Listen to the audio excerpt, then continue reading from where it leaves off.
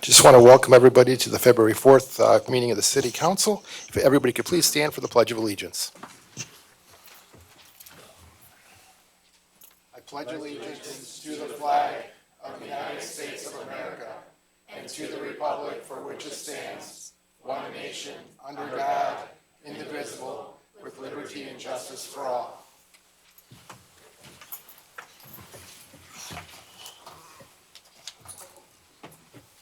Roll call.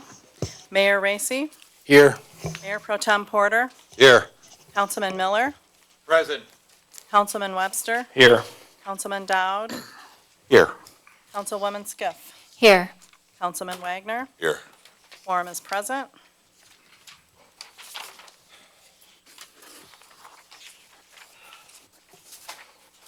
First item on the agenda is to approve the agenda.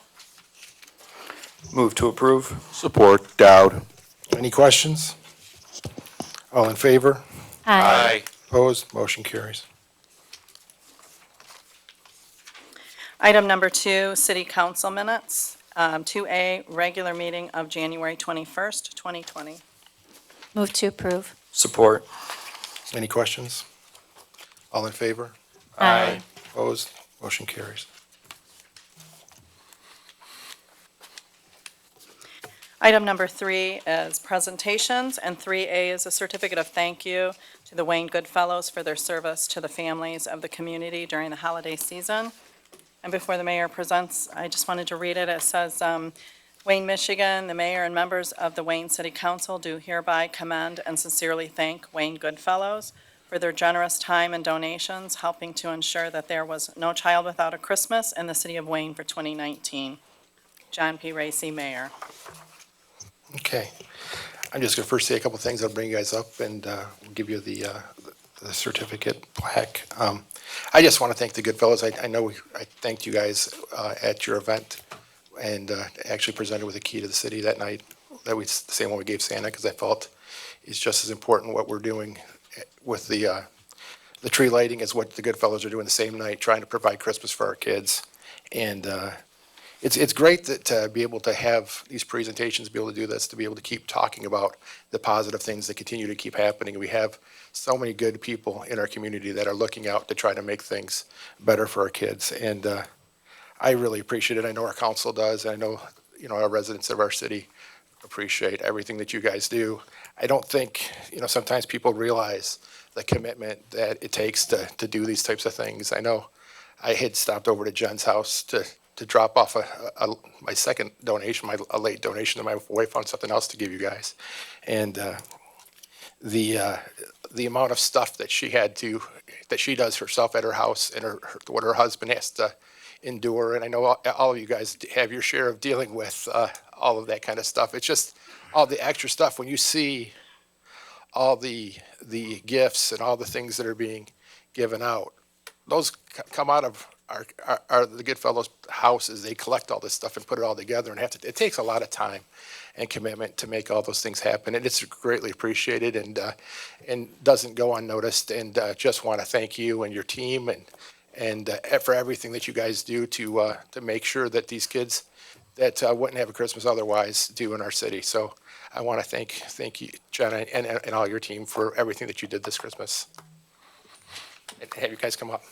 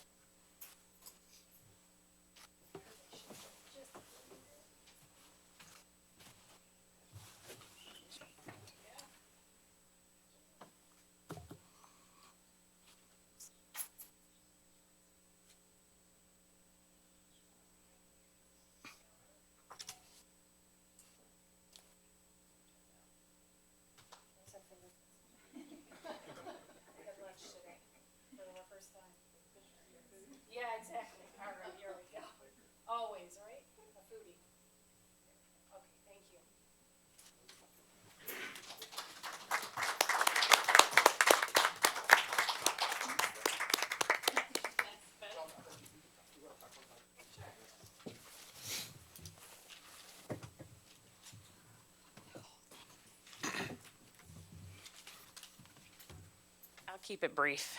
Well, a couple hours or so. We appreciate the council. They always are a great supporter of the Goodfellows. We do appreciate that. I would like to introduce the people here with us today. Is Bev Campbell is one of our longstanding volunteers. She's taught me more than I could ever ask about how to help out with the Goodfellows and be a part of the community. Bill and Sue Schloff have also been involved in the Goodfellows well long before I was involved. Our vice president is Jen Willett Bowers, and she's been with us for a few years after I had started. They have been the backbone of this. It's, I may be the president, but they definitely take over and put in a lot of work. And our families do endure lots of, hot and ready pizzas and Taco Bell during the Goodfellows prepping, but we do things all throughout the year. So we do take donations throughout the year if you guys are interested in doing things. We're talking about maybe another Christmas in July event to try to offset some of the costs before the party so that we can help more families that are in need throughout the year, not just at Christmas time. And we thank the whole community because everybody has always been a great supporter. And this year we have changed our date. So we will be doing 12/12 this year. Awesome. Thank you. So that way we can also participate in the tree lighting. We miss doing that. We enjoy being there and, we always try to find something to hand out and help out or have a craft for the kids to do kind of thing. So we did change it, so mark your calendars. I'll be putting a save the date out there on Facebook shortly, because I know December gets extremely busy, especially with families and work and everything else. But again, we appreciate all the support and the love that you guys have given us, and thank you again for the award. You're welcome. And Jen, didn't you say, I think we had talked, was over 200 families that you guys helped this year? We do, over the years, this year was a little bit less than we normally do, but over the years, we've normally helped about 200 families. In the past, we've also helped with some seniors, and we've helped outside of the regular too, like if somebody has a house fire or if, a little boy, was hurt and the insurance wouldn't pay for his wheelchair, we helped with the fire department to fund the wheelchair to make sure that he had, means to get around in the summertime. So, those are things, we can do on a one-on-one basis if somebody knows about a family that's had a house fire or had an abuse situation or something like that. We're there for the community year-round, not just at Christmas time. Okay, well, that's great to know. Thank you. No problem. Thank you, and thank your boss for letting you take off tonight. Yes, hopefully he's watching.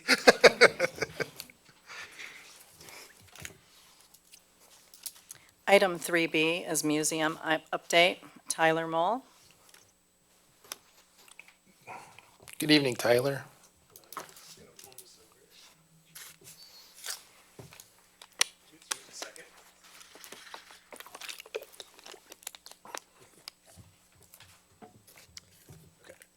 So for those of you that don't know me, my name is Tyler Mull, and I'm the volunteer, curator, director, whatever you want to call it at the museum.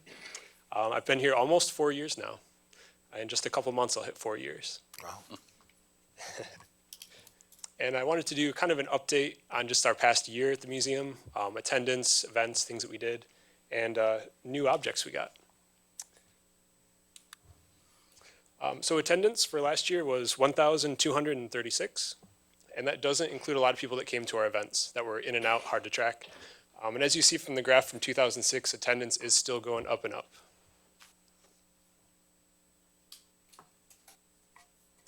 And I also wanted to just give a reminder of where we started.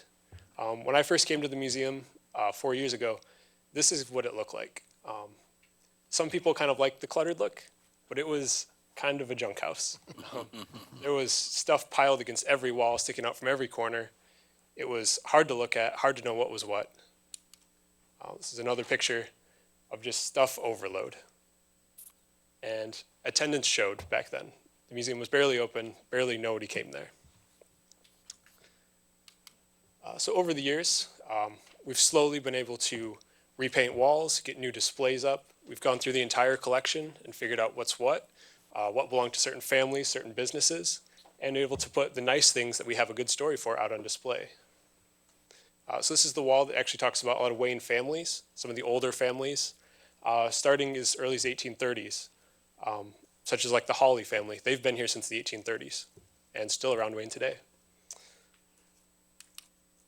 This is another picture of some improved displays.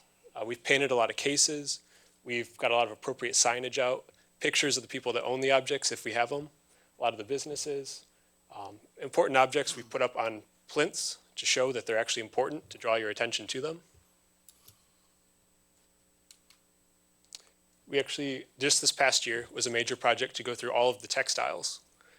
We had a shelf that was about 8 feet high, 10 feet long, packed with boxes and bags and garbage bags full of old clothing, and nobody had ever gone through it. So we spent 3 months checking every object, going through our books, comparing it to family names that we have, figuring out what was from here, what wasn't from here. And we actually found one piece of clothing that dates from the 1700s, and it was rolled up in a garbage bag. But these are some of the new mannequins that we have out. We actually have men, women, and children's mannequins that we were able to purchase. And this section, the 2 little children's dresses are from the 1860s. So over 150 years old. And we actually just rotated all of them to new clothes for the new year. So when you come to the museum, you'll see something different.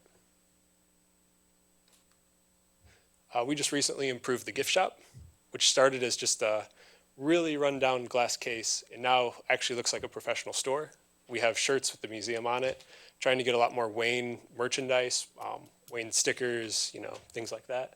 Hopefully we'll have more and more coming all the time.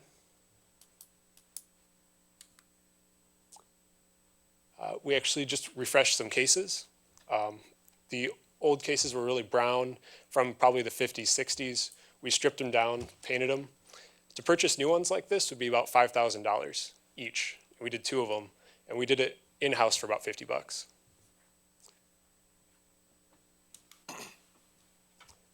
Last year, we actually had a huge St. Mary's exhibit in our temporary rotating exhibit space.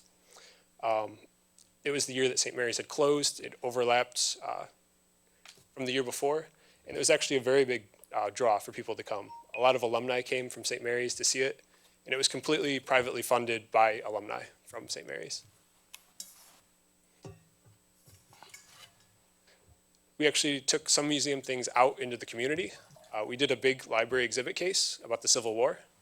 So there's actually a reproduction male uniform, and the ladies in the children's dress are actually originals, 1860s, so Civil War era. And then the things at the bottom showed Civil War soldiers and their stories, whether they lived or died, and they're all people from Wayne. In the fall, St. Mary's had their reunion, and we actually did kind of a redo of the St. Mary's exhibit at the church. So we were able to take the objects back out in the community, and that was very, very popular there. The alumni, of course, loved seeing stuff about their old school.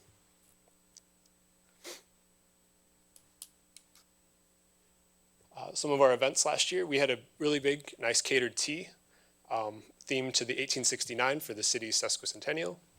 That was a sellout crowd, filled the museum, everyone loved it. As you can see, it was a very diverse crowd of all ages, all kinds of people, and very well liked. We also had the Veterans Rock moved to the museum grounds, and we also had a rose garden planted for Rosie the Riveters, and that's some of the actual Rosies that came to the dedication.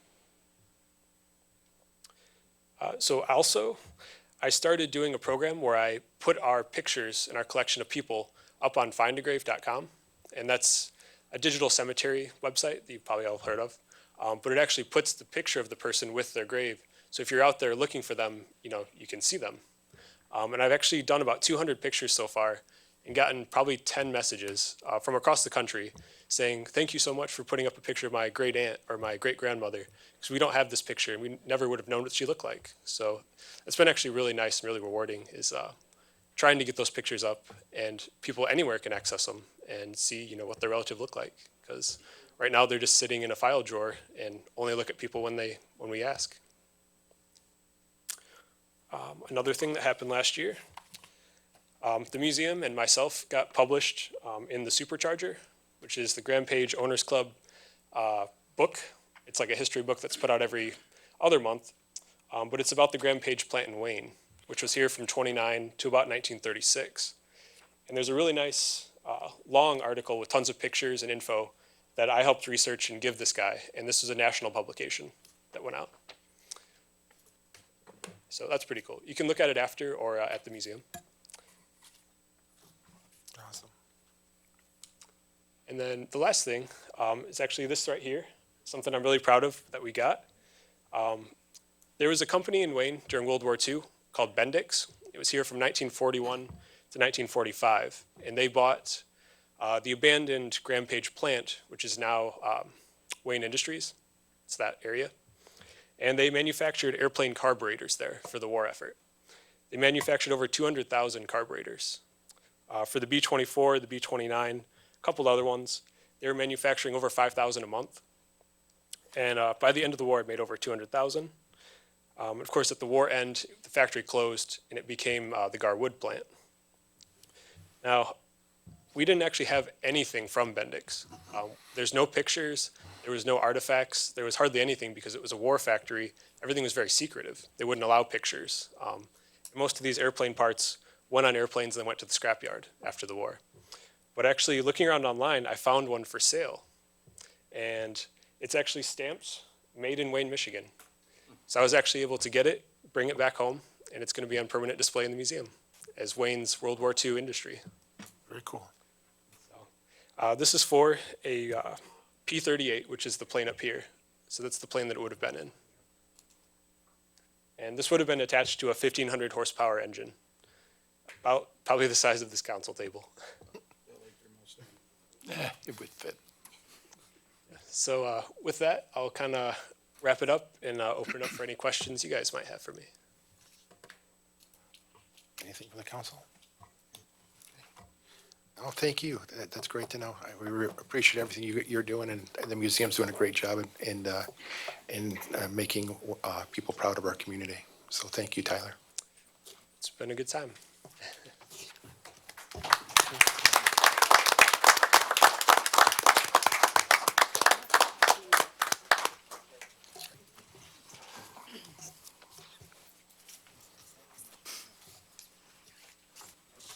Item 3C is audit presentation for fiscal year 2019. Yeah, Brian Kamler.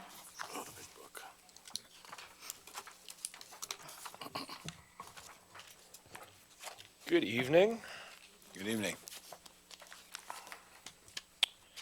So as we do every year about this time, I come to council and present the results of the most recently completed audit. So this is for the audit for the year ended June 30, 2019. Excuse me. Your audit firm is Allen C. Young and Associates and has been for the last several years. They do a very nice job. Their report, so the first page of the PowerPoint, this is a summary of the auditor's opinion. So the city is responsible for all but 2 of the pages within the financial statement, which is the auditor's opinion letter. That's your report card, as it were, for the audit. You have received, once again, an unmodified opinion, which that is the highest level of assurance that your auditor can provide. That is like getting an A on your report card. In addition to that opinion on the financial statements, they also issue a letter reporting on your internal controls. And if you have findings during the financial statement audit, they're either called significant deficiencies or material weaknesses. Material weakness is the worst of the 2. I'm happy to tell you that you received no material weaknesses and no significant deficiencies related to the financial statement audit. There was a single significant deficiency on the federal awards audit. So when you receive in excess of $750,000, or actually when you spend more than $750,000 a year of federal money, so in this case it's predominantly SAFER. When you get that money, you have to have the special audit. There was a finding related to SAFER, and it's a compliance issue. It's not a control issue. So on a sample basis, the auditors requested information, and there were 2 instances of things that they requested that the city was not able to find. Doesn't mean that it didn't exist or it doesn't exist now, but when they asked for it, it couldn't be readily produced. So they did give you a significant deficiency on that. However, it was provided to the federal agency, to FEMA, in order to give you the reimbursement. So it did exist and the city had it when it really mattered, when we wanted to get our money. So it is a finding. I don't think it's a terrible issue. Then they also discuss matters of legal compliance. So there were 2 instances related to the budget where the city went over budget. So within the general fund, the court department went over budget. So spending was more than appropriated. And then the local street fund in total went over budget. Why does anything go over budget? We bring you amendments all the way through the end of May, often into June, but there's always invoices that come in July and August that have to be accrued back to June 30th. In many cases, finance just doesn't know that these things exist. Through the process of delivering service, items are bought, services are required, and we just don't find out about it until it's too late to amend the budget. But to only have those 2 things in all of the general fund, or 1 in general fund, 1 in local streets, again, a pretty good job. And we'll talk a little bit more about the budget to actual results in a minute. Now keep in mind that this is a very positive report. However, it's a very positive report on the accuracy and reliability of the financial statements. It is not a judgment on your financial well-being. So auditors do not give you an opinion that you're in good financial shape or bad financial shape. They're just saying the contents of the financial statements are clear and accurate and can be relied upon and follow the rules being generally accepted accounting principles. So this is a very good report for the city. So talking a little bit about general fund specifically for fiscal year 19, the general fund balance decreased approximately $675,000. This is following 2 years, 17 and 18, where general fund balance had increased.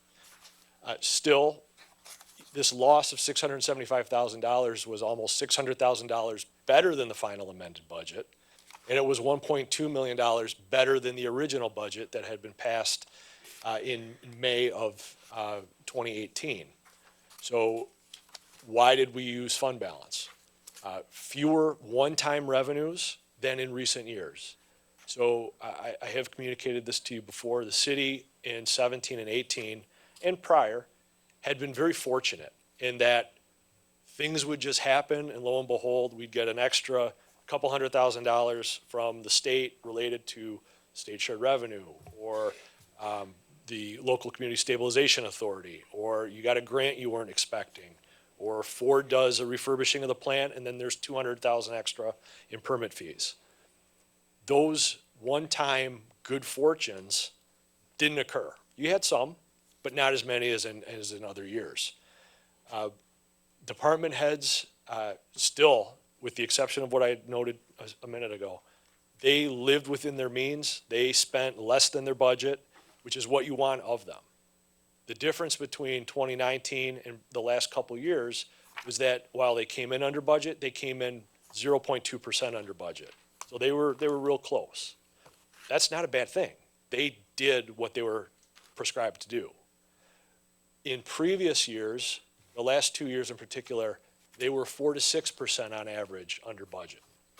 So you take the combination of spending what we told them to spend, and at the same time, not falling into some lucky pots of money. The combination of that meant that the city used up the $675,000. We'll get to where that puts you in total. Now, why were we able to spend, equal to or less than the budget? Not filling open positions. And related to the revenue itself, the city budgets very conservatively on revenue. Also conservatively on expenses, but if we're not absolutely positively sure that we're going to get a revenue source in, it's not included in your budget. So the information that you're getting as to what's coming in, you can take that to the bank within 1% in most cases. As you get lucky on certain things, budget amendments come in and say, hey, there's an extra 200,000 here. Great, we'll add it to the budget. But to go the other way and assume those things are going to happen, it's not wise. And you've been very good about not inflating the revenue budgets with optimism. You've been very realistic. So turning your attention away from the general fund, this is the 5 years on the fiscal year. And I'll make the distinction in a second why that's important. So for the fiscal years 2015 through 2019, these are your unfunded legacy costs, unfunded pension, unfunded retiree health care. So you'll recall that on a per capita basis, 2016 and 2017, every man, woman, and child resident of the city of Wayne basically was responsible for eventually paying $7,600 per person. That's just on that total liability unfunded divided by the population of the city. With moving the retiree health care to the stipend, that dropped significantly from 133 million in 17 to 49.5 million in 2018. Now in 2019, you'll notice that pension liability went up, retiree healthcare liability went down. Why did the pension liability go up? This is measured on the calendar year. So the year ending 12/31 ends up in your next financial statement dated June 30. Your pension system in MERS measures everything as of 12/31. If you'll recall, the fourth quarter of calendar year 2018, the stock market took a very large dive. It has since rebounded and then grown over that point. But at that snapshot of 12/31/18, your pension assets were significantly lower. So you went from being 60% funded in 2018 to being 55% funded in 2019. The calendar year 12/31/19 valuation will be coming out in the next couple months. Just based on what we know of the markets through calendar year 2019, I don't know if you'll get back to 60%, but you will definitely go up from the 55. So on a per capita basis, it's about $3,200 per person in the city of Wayne that's owed for pension and retiree health care.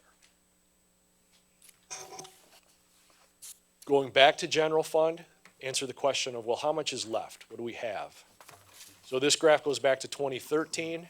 The three different colors, the blue represents the actual general fund. The orange represents what you used to have in a retiree healthcare trust fund or OPEB trust fund. And then the gray represents, you used to have these internal service funds. All the funds paid into them. They took care of such things as motor pool or paying for insurance. And the costs were allocated back to the individual funds. Back in 2014 or 2015, we closed those internal service funds to make your budget and your financial statements easier to understand. So general fund has whatever money it has coming in and whatever money it has going out in terms of payroll and paying vendors and whatnot. So it's much clearer. But as you can see, all of those pots of money had decreased to the point of being eliminated, to the point where you were left with just general fund. 2017 and 2018, as I mentioned before, those years had some increases compared to the prior year. 2019, we used up $675,000, as I mentioned before. Now, the far right column, 2020, is what is projected in your budget. If you hit your budgeted figures for revenue and expense exactly on the head, you would lose $1.5 million. We already covered. You spend less than your budget. You get money that, in terms of revenue, that was not originally planned for. Will you do better than budget? I believe you will. How much better? That I cannot say. It's too much time left. But it is something we have to be careful of. As you'll see on the next couple slides, we have some measurements as to different ways of looking at what that fund balance is. Ooh, I didn't mean to do that. Katie, can you help me out with that? Oh, thank you much.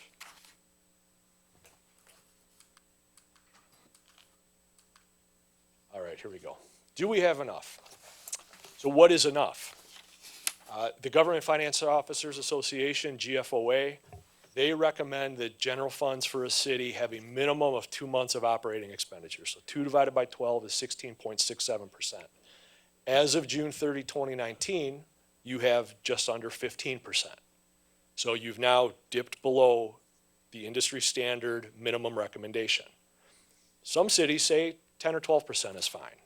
They're usually bigger, $50 million, $100 million, or larger budgets. Yours is 16, 17, 18, depending on the year.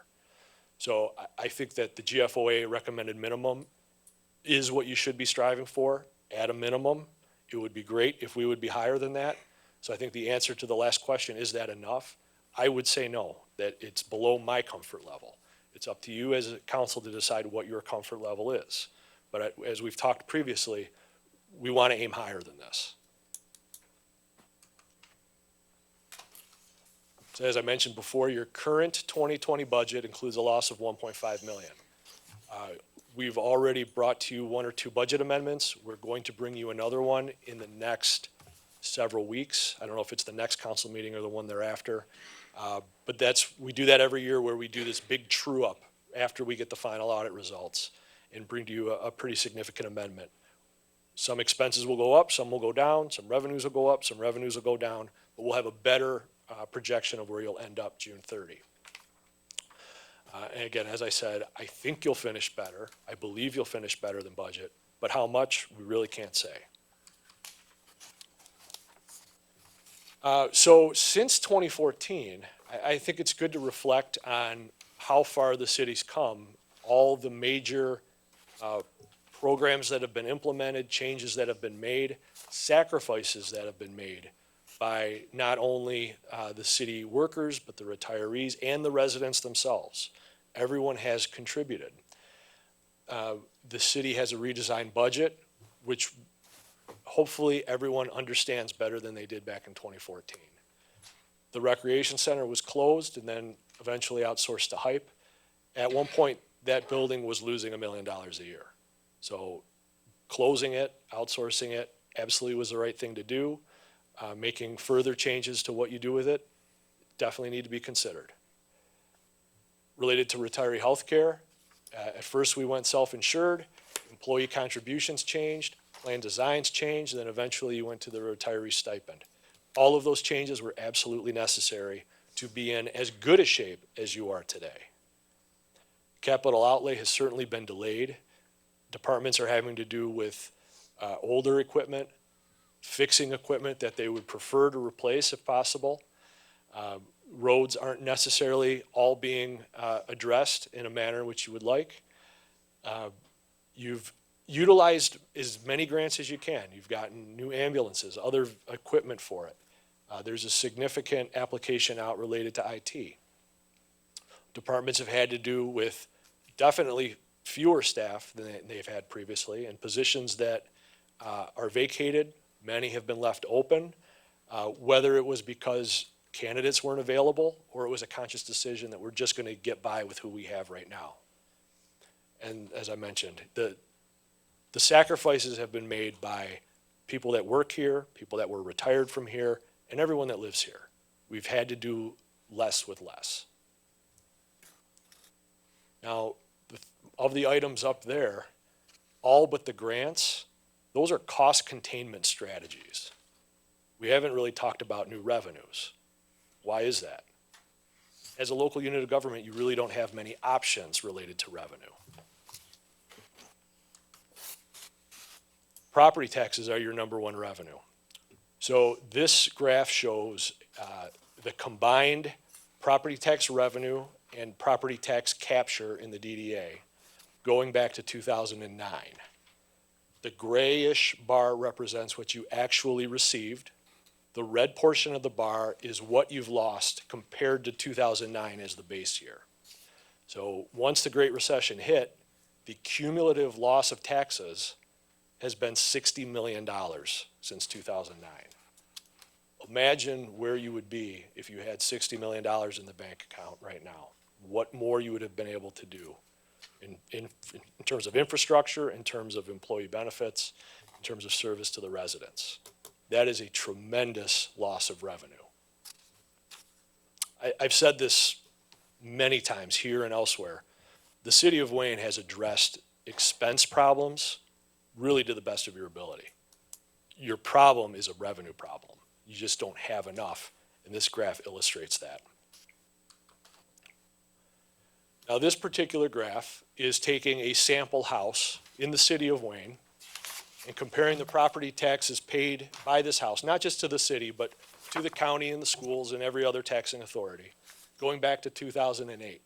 Now, before the meeting started, I passed out to each member of council your particular house. If you haven't lived there this entire time, it's okay. It's taxes paid at that address going back to 2008. What you'll see is you're paying less now than you did in 2010, 11, 12, and significantly less than you paid in 2008 or 9. It's just indicative of what you've had to do as a city. You know, it's one thing to look at how much revenue the city has taken in, how much less. It's another thing to look at individual residents, what they've paid toward the city, toward the community in terms of taxes. It's absolutely less than it was 10 years ago. There's really no question.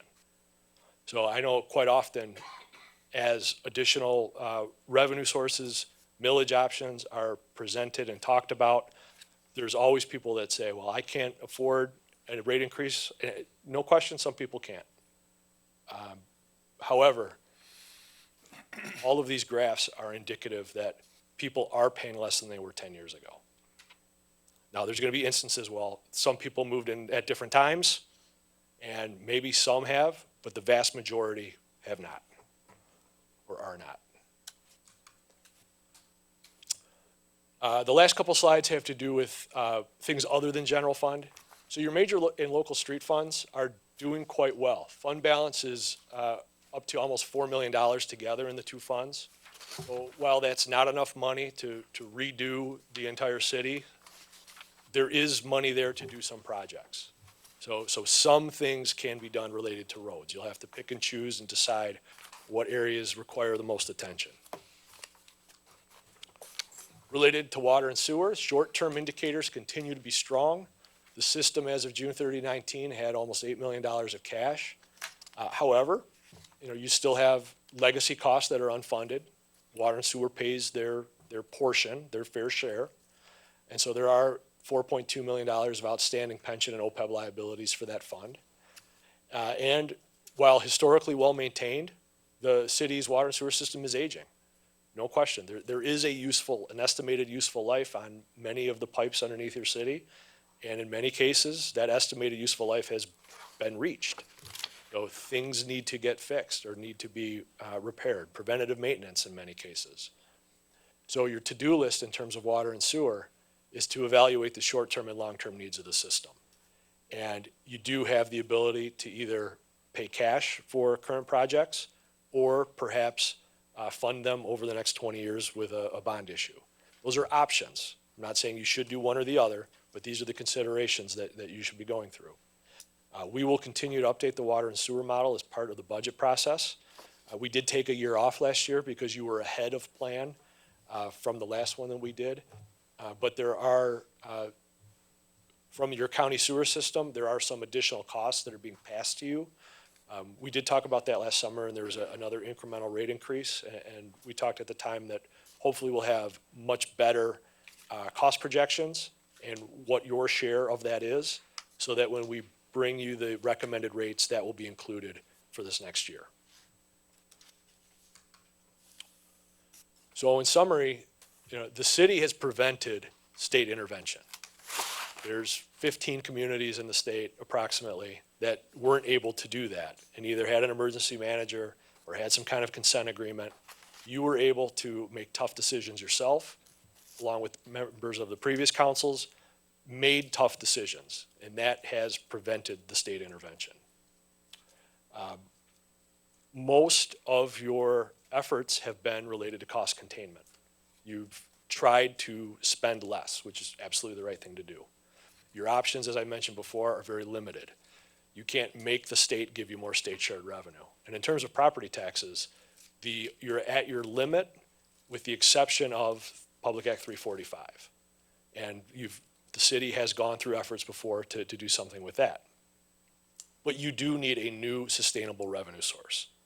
The upcoming millage renewal on that one mill is absolutely necessary. I mean, as you've seen with the other graphs, you're losing ground even with that millage. So if you lose it, you're going to lose ground much faster.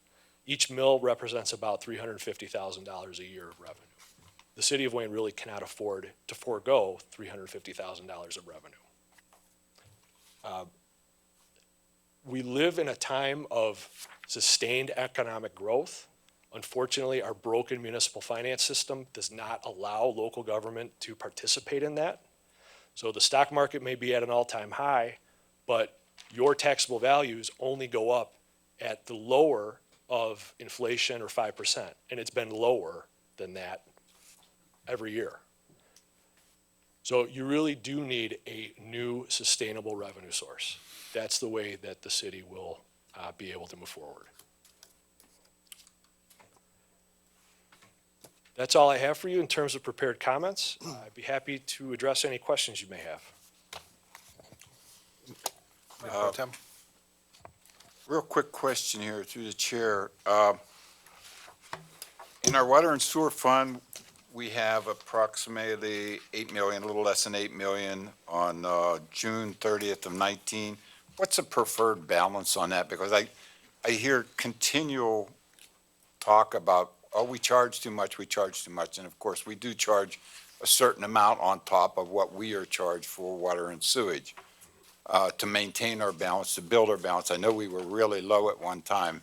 What is our preferred balance on that? Can you give me a percentage or a number or? I wish I could give you that easy of an answer, so then you have Okay. one number to go after. We look at it in 4 different buckets. So number one, your customers pay you slower than you pay your vendors. So you have to have enough constantly in the bank to be able to make your payroll and pay your vendors as you wait for customers to pay you. You need to, every year, put away enough money to then pay the next year's debt service payment. So when that bucket gets emptied, when you make the big bond payment, you have to fill it up over the next 12 months so that you can make the next one.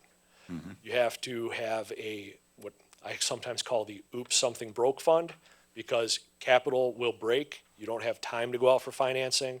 If you have a water main open up in the middle of winter, you got to fix that now. So we have a calculation that's, I believe it's 2% of the net book value of your capital assets in that emergency capital replacement fund. And then you also, the fourth is the planned capital replacement fund. So those buckets, the sum total of those 4, that is the target that the water model attempts to reach in a 5-year period. So I don't know the numbers off the top of my head, but you're not at that point yet. This is year 2 of the 5-year model. When we prepare it again, we're going to push it out another 5 years. So think of it like a cruise ship. We're going to steer it very slowly, make incremental changes, but always look out on the horizon. That's where we're going to try to get to fill those buckets. We're not going to raise rates 20% in one year and cut them by 2% the next. We're going to try to, slow and steady wins the race here. So you haven't filled all 4 buckets, Right. what we set the model at. Okay, thank you. Anybody else? Mayor Racy, through the chair. Sure. It's a comment and a question here as well. When you pointed out about the chart regarding our home valuation and our taxation, prior to 2007, before the housing crash, our values were up there. And then after the crash, they plummeted to at least half of what their original value, while at the same time, we had mortgages that we actually owed more on the house than what it was worth. But we were still paying those taxes of an evaluation that really wasn't there. And it's slowly graduated to the point where we were restored to what we originally had the valuations of from 2008 or 2007.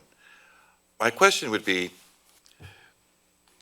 what about we had a big turnover of homes, okay? So these homes got reassessed. So they're paying far more in taxes than, say, individuals that stuck it out for the last 32 years. So how much more of that additional revenue has now contributed to our tax base? Well, that's a great question, and the answer is the state's tax system is broken. So when property taxes, market values took a dive, it pushed down your taxable value, and everybody, more or less, paid less. Now, the value of your house may be right back to where it was in 2008. Maybe it's even more than it was in 2008. It jumps up a lot. But the taxable value only goes up 2.5% a year. So there is a gap between the value that you are paying taxes on versus the market value. So that's why you're paying less now, even if your house is worth equal or more than it did 10 years ago. Now, for the people that have moved in the last several years, you're right. When they move in, the value, it's called being uncapped. So they start paying the year they move in at the rate commensurate with the market value. But then theirs only goes up 2% per year thereafter, even if the value goes up 5 or 10. So you're right. Somebody, identical houses on the same street, somebody that's been there 25 years pays less than someone that's been there 6 months. That's just the way the system works. Now, when that uncapping happens, and, okay, so if this one house now is paying commensurate with its market value, there's what's called a Headley rollback. And so the millages on everybody else goes incrementally down. The only way to get real new growth to your property tax revenue, other than that little incremental 2% a year, is new construction. And so for a city that is entirely built out or 99% built out, you can't get that new construction. You're not going to get a new 300-house neighborhood. The land isn't available to do that on. So the way the system is just broken. You know, a rural township that starts to develop and neighborhood after neighborhood goes up, their tax base goes up. Yours doesn't. It's just the system doesn't allow it. Thank you. Anybody else? Okay, well, thank you, Brian. As always, you guys do a great job for us. I appreciate it. Thank you very much. Thank you.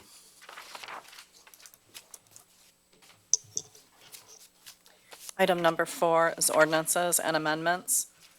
4A, second reading and adoption of ordinance 2020-01, amendment to Chapter 894 to provide for a service charge in lieu of taxes for Atwood Gardens. Wish of council? Move to approve. Support. Okay. Good evening, Ms. Goen. Good evening. It's a pleasure to stand before you this evening to announce that following the last council meeting, this project was approved for funding by MSHDA. So it is going to happen. This is great news for our city. Once you approve the second reading tonight, as well as the adoption, we'll forward the approved pilot for Wallach Homes to submit to MSHDA. But they have, based on the percentage, they have approved the project. So it will be moving forward. I can take any questions you may have, Mayor. Okay, any questions from council? I have one. Thank you. So this is, this pilot program is spread out for 30 years, correctly? That is correct. And with some questions that have come up is, and you already told me this, but I'd like everybody to hear this answer, is what if this particular outfit that owns the, or that's going to buy the property, sells it in 15 years? Does the pilot program continue? Does it go to private sector or what, taxing, or what happens to it? It'll depend on the scope of the sale. If it's going to continue on as the MSHDA-funded housing, then the pilot would continue the 30 years. Let's say if something happened where they were able to actually sell the property, pay off their MSHDA loans, and a private owner took it, then it would be fully assessed and the pilot would go away.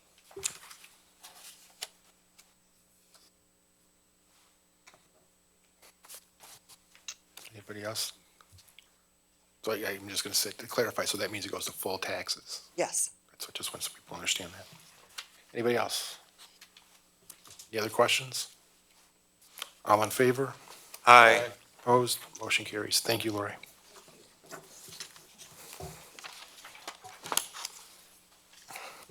Item number 5 is general items. 5A being approval of MDOT contract number 19-5579, John Hicks Bridge Deck Replacement Project, and to authorize building and engineering director Michael Byton to sign the contract.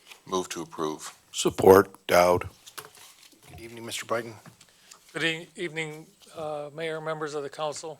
You have in front of you an agreement with MDOT. It's their standard agreement for road construction that needs to be signed, and so we're coming here before you to request that we can sign that agreement. In the agreement, it talks about our contribution being 5% at about $18,000 for this project. That was based on an estimate of cost for this project at about $310,000. The actual cost for this came out, with low bid, came out at $490,000 approximately. And so we were concerned that the state would continue to fund this, but we justified our project, the reasons for the increased cost, and the state accepted that, and they wanted to move forward with us in this project. And so even though in the contract that you see in front of you here, we're requesting about $18,000 for major roads to go towards this project, it's really going to look like an additional $9,000, which would be 5% of the difference between the number that was used as estimate in this agreement and the actual low bid with MDOT. So this is our initial agreement that we'll sign for now. But I just want to make you aware that there'll be an additional cost to complete this project based on the low bid award. Any questions? Yeah, I got one. Mr. Biden, we approved, I think it was $7,000 for looking at the substructure of the bridge, and I'm assuming that it was okay to go ahead and we're just doing the deck? That's a good point. We did approve some money, I think $7,600 or so, for testing the beams, to make sure there was no water in the beams, and that they did perform the testing, and the beams are in good shape, so that's good news for us. The beams under the deck are in great shape. Okay, thank you. You're welcome. Anybody else? Mayor Racy, through the chair, will this be causing some temporary impediment of traffic? Yes, the road will be Yes. closed during the time of construction, and we're shooting for the early spring, around April 15th roughly, for start of construction. Through the chair, also, will they be providing a alternate route? We will have a detour plan. We have done this before for John Hicks Road, when we did the road construction there, and Newburgh Bridge. They share Glenwood Road and Michigan Avenue, two major roads that run parallel with major roads on either side. So we're not anticipating any real concern with traffic movement during construction. But we have planned for that, yes, sir. Thank you. Anybody else from the council? So, Mike, how long do you think the whole project should last? Because I know we had something on Wayne Road, what took a lot longer than we expected because of the strike and everything. So what is the kind of time frame that people Yeah, should be? bridge projects take a little while. We get into some pretty technical things there, so 2 to 3 months Okay, roughly, yeah. okay. Any other questions? All in favor? Aye. Aye. Opposed? Motion carries. Thank you, Mike.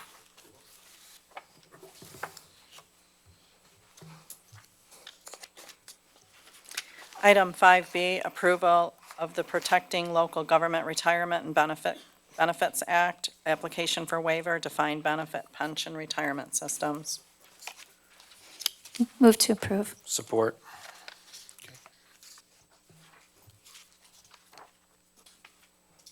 Good evening, Ms. Sample. Good evening, Mayor and Council. This application of waiver is for the underfunded status of our pension liability. As you saw on the audit presentation today, the liability for fiscal year 19 audit was under 60%, so that triggered the underfunded status, and so now we need to file this application for waiver, hoping that it's going to go back above 60 now that the market's going up. Mayor Racy, through the chair. And what happens if it doesn't? Then do they extend the waiver, or what transpires? Every fiscal year, you would apply for a waiver if you're underfunded, or do a corrective action plan if there's something you're going to change with your pension. Okay, thank you. Any other questions? All in favor? Aye. Opposed? Motion carries.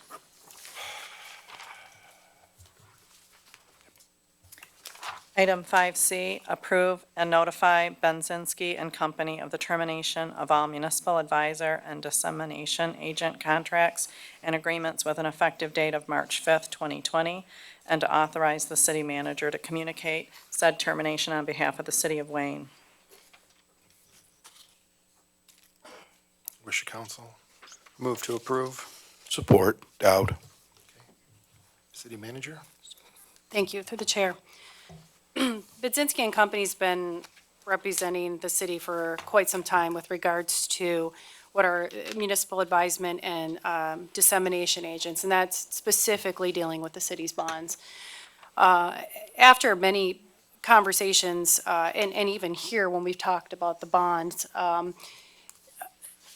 I've been doing a lot of research and looking at other cities, and I noticed that there are other municipal advisor and dissemination agents out there that also, have been working and have I believe, in my opinion, a lot more experience with communities that are, fiscally distressed, financially distressed, communities that were in situations where specifically, right now, as I stated, we have short-term bond payments, and we should really be looking at longer-term potentially and other options, because we don't have the money to pay long-term or short-term bonds right now. I just wanted to have an opportunity to have the city explore other options. So if this is approved this evening, we have an RFP set to post on the Mitten system that we utilize for contracts, or for RFPs, request for proposals, I'm sorry, and tomorrow. And we'd like to exercise our 30-day written notice to Benzinski and Company, and certainly they're welcome to, apply for the RFP. But I think, like everything, we've been looking at our options with regards to contractors, and this is one of those areas I don't think we should ignore. So that's just what I'm trying to accomplish. Mayor Racy, Questions? Uh-huh.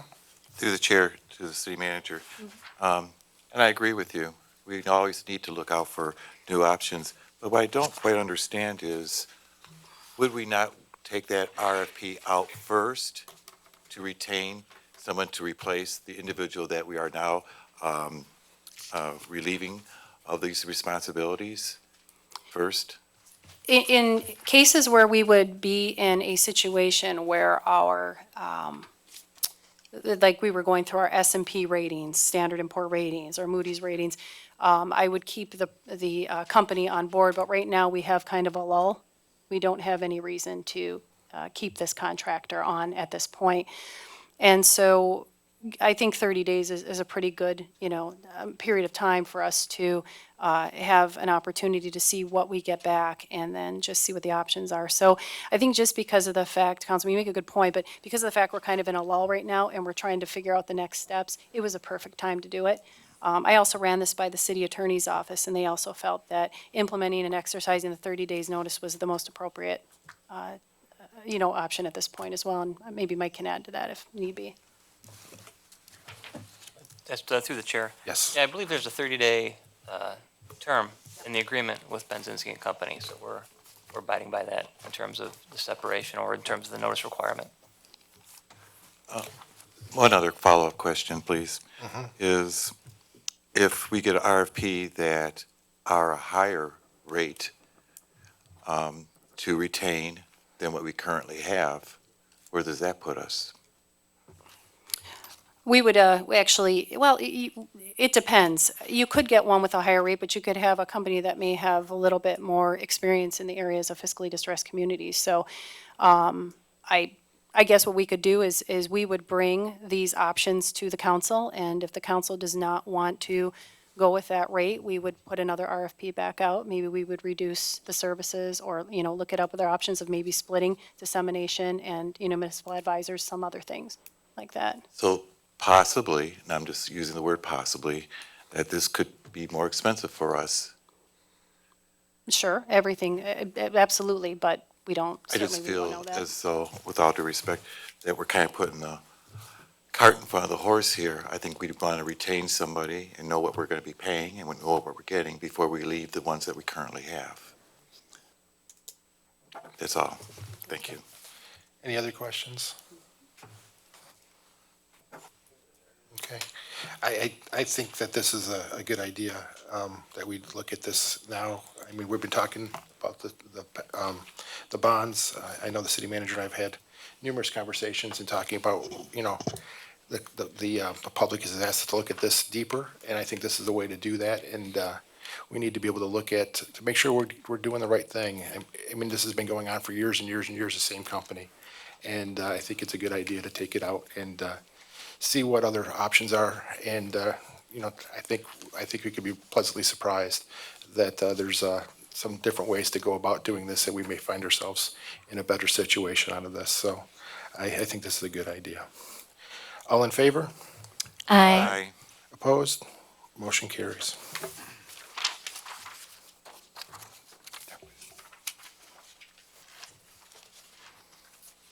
Item 5D is approval of proclamation honoring Black History Month for the month of February 2020. Move to approve. Support, Dowd. Could you go ahead and read that for us, please? City of Wayne Black History Month, February 2020. Whereas the month of February is officially celebrated as Black History Month with dates back to 1926, when Dr. Carter G. Woodson set aside a special period of time in February to recognize the heritage and achievements of Black Americans. And whereas the history of Black Americans is the story of extraordinary individuals whose achievements have set examples for citizens of all races. And whereas while the history of Black Americans is also the story of countless nameless heroes brought to our shores who endured lives of bondage and oppression, the deprivation of their civil rights, and the ravages of bigotry and racism, it is a history for which most of the chapters have yet to be written as Black Americans continue to contribute to the American promise. Now therefore, I, Mayor John P. Racy, on behalf of the City Council and the citizens of the City of Wayne, do hereby proclaim February 2020 as Black History Month and urge all citizens of the City of Wayne to recognize the contributions that African Americans have made in our country's history. Signed and sealed this 4th day of February 2020. Okay, thank you. Anybody, anything on this? I just want to make a comment. It's kind of personal, but just so that people know about this, I'm actually did an interview with Channel 4 with an organization I work with, which is the Kronk Gym in Detroit, and they're doing something on Channel 4 on the 6th on Black History Month. And so I was interviewed with them at a special talking about their gym and what it has meant for the city of Detroit. And just let people know it'll be on at 6 o'clock and 12 o'clock in the afternoon on Channel 4 on the 6th. All in favor? Aye. Opposed? Motion carries.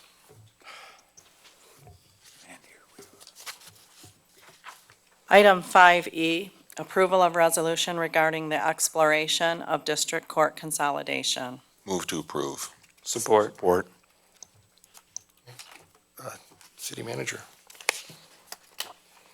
The item E is an item that was requested by members of council, and it was a directive to the city administration and the attorney's office to put this resolution together. I would ask that members of council explain their rationale, if you don't mind, behind this, as we just did as directed by several of you.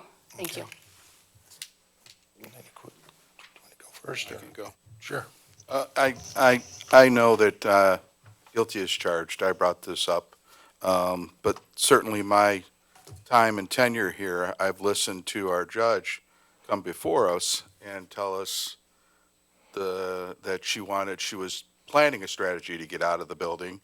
And the strategy was to go to one city. And I heard over time, how we were upside down and she did not have a solution. So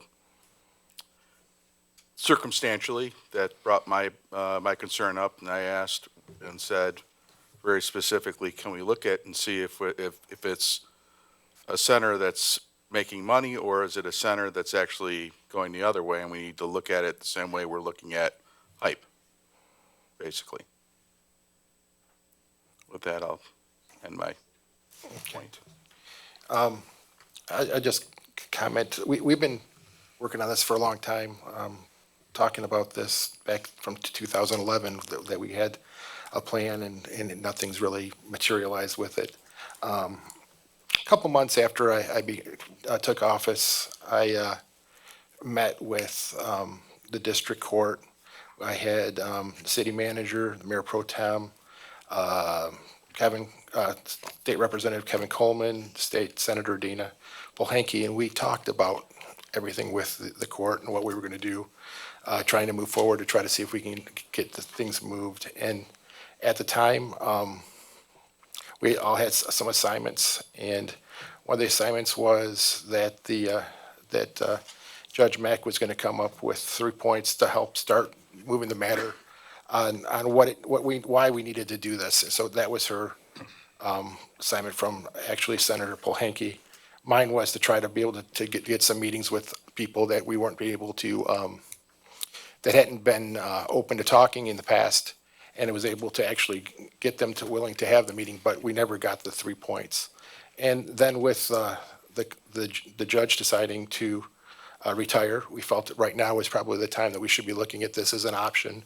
There's a lot of different retirements also going to be coming out from my perspective, that we needed to move on because she's not going to be moving the ball for us.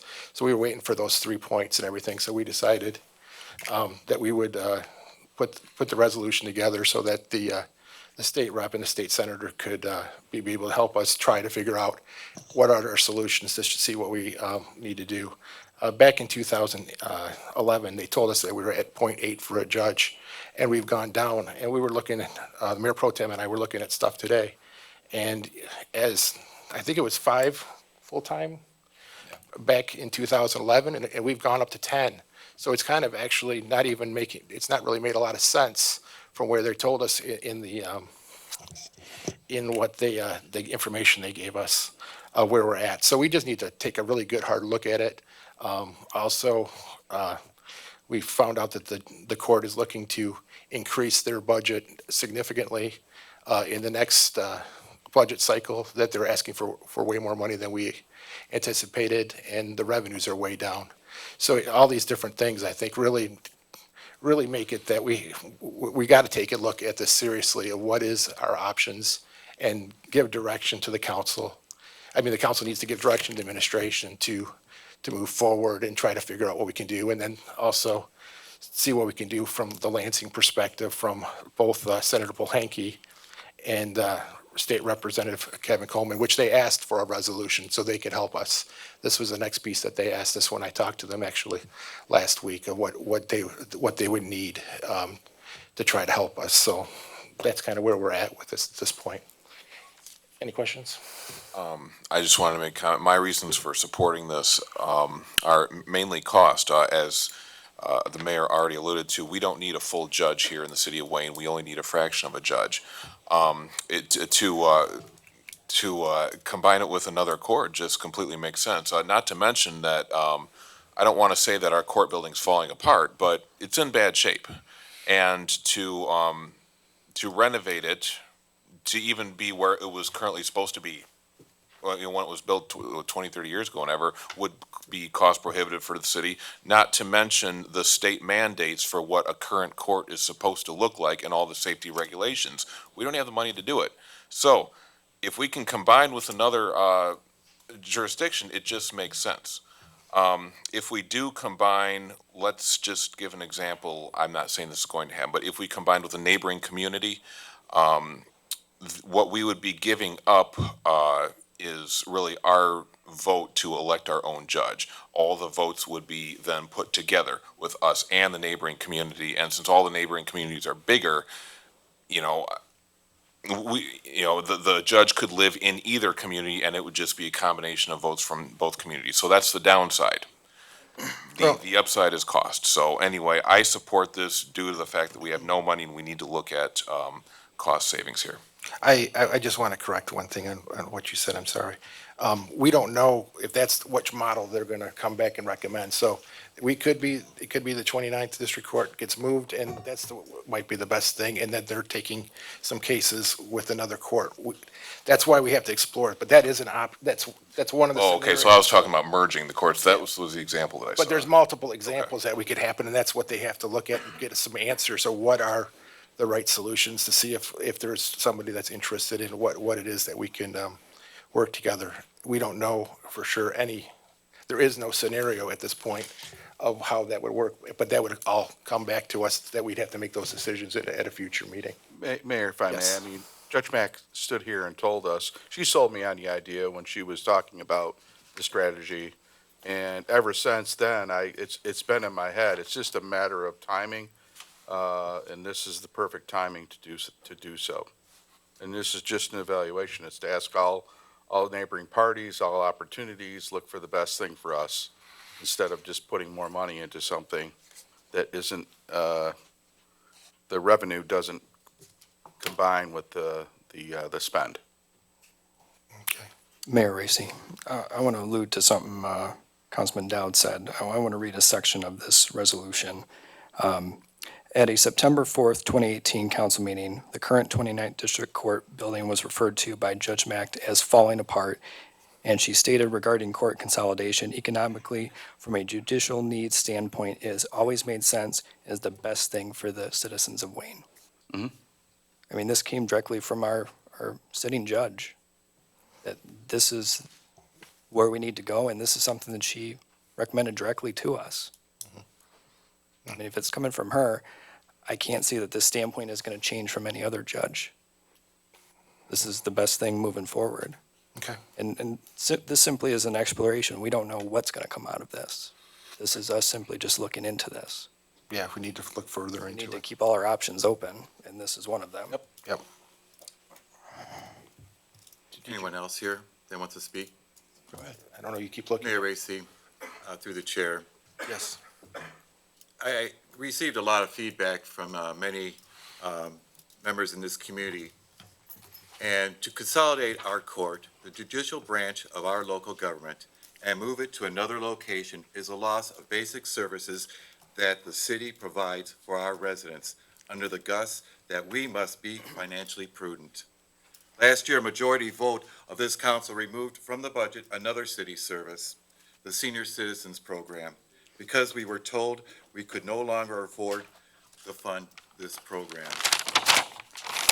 It was flat out axed from the budget with a potential budget savings of 20 to 30,000. Did we explore in depth the cost analysis of this program? No, we did not.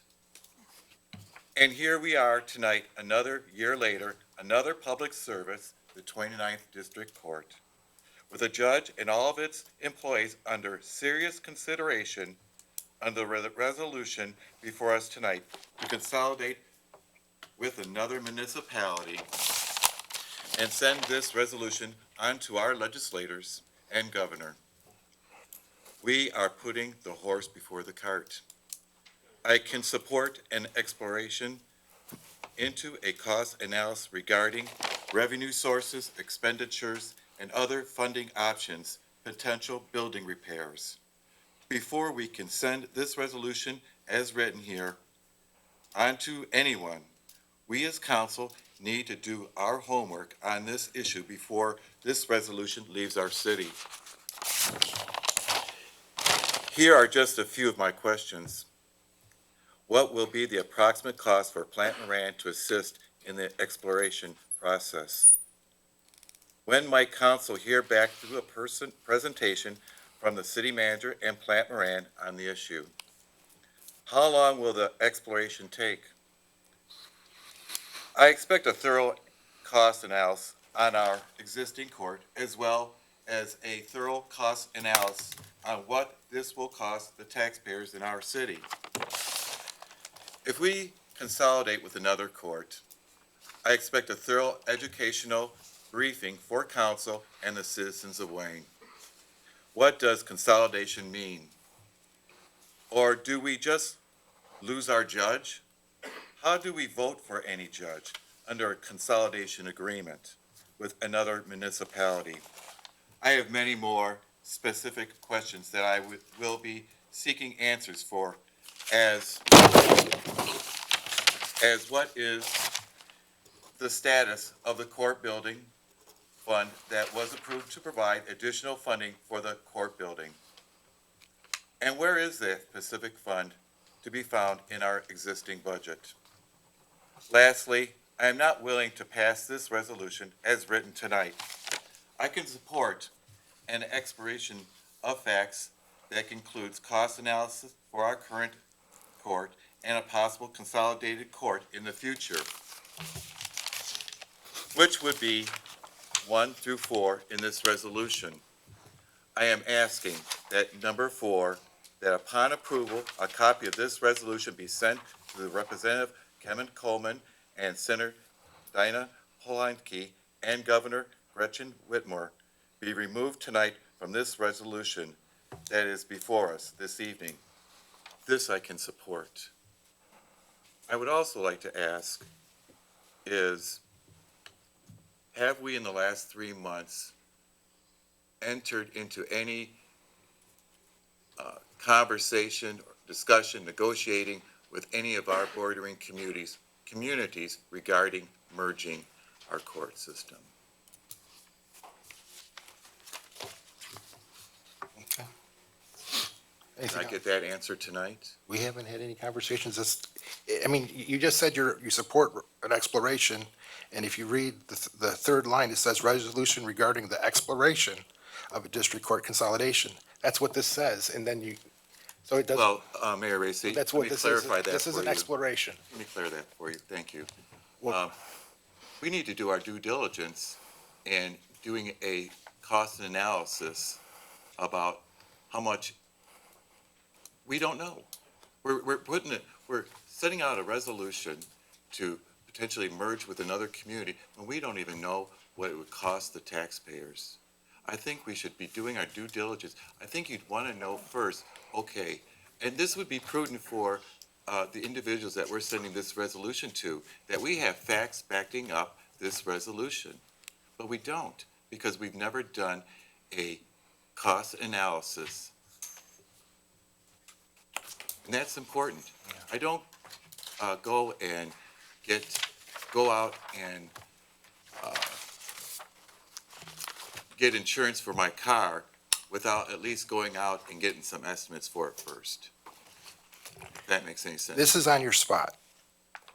Every council person's had this before. It's a district court consolidation study from Dearborn Heights, Garden City, Inkster, Wayne, and Westland. And this is what we've gone back to, looking at that. So to say that we haven't looked at it, that's not true. We've been talking about this for a long, long time. We're trying to make decisions of what's going on. We're told that we need more money for different things. The decisions are being made on behalf of our city, and we need to look at that and try to figure out, have all the information of what the direction we'd like to go. This is an exploration so that the administration can figure out and give us the answers that we need to know. Until we give them this, we're kind of just stuck, and we're just hoping that something happens and nothing materializes. The court hasn't produced anything for us. We've gone over and over again to talk to them, trying to get them to make something happen, and nothing's happened. Now, the ball's in our court, and I believe we need to figure out what to do next, and this is a good way to start to see what it is that this is all possible. We may decide that we don't want to do this, but we need to look and give direction to the administration and let them know that that's what we want to do, in my opinion. Mayor Racy, I have read some other reports, the judicial report, and they did indicate that the funding for our court system in the state is broken, quite frankly, and that they are, the legislator are working on addressing these issues in communities like ours.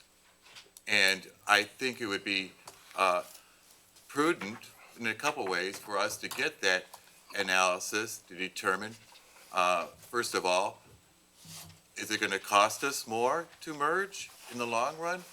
Or is it more beneficial for us to reinvest in ourselves, in this community? But that's the whole point, what they're trying to get us those answers. I mean, you're just talking in circles, but that's what this is. We're trying to get answers so that we can figure that out. I mean, what you're With all due saying, respect. what you're saying is to do something, and that's what we're trying to do. We're trying to give the administration the ability to do that, and and you keep saying that's what we want to do, but that's what this is. That's what we're trying to have happen. Mayor Racy, also I'm asking that we need to postpone sending a resolution to our state representatives until we have the facts.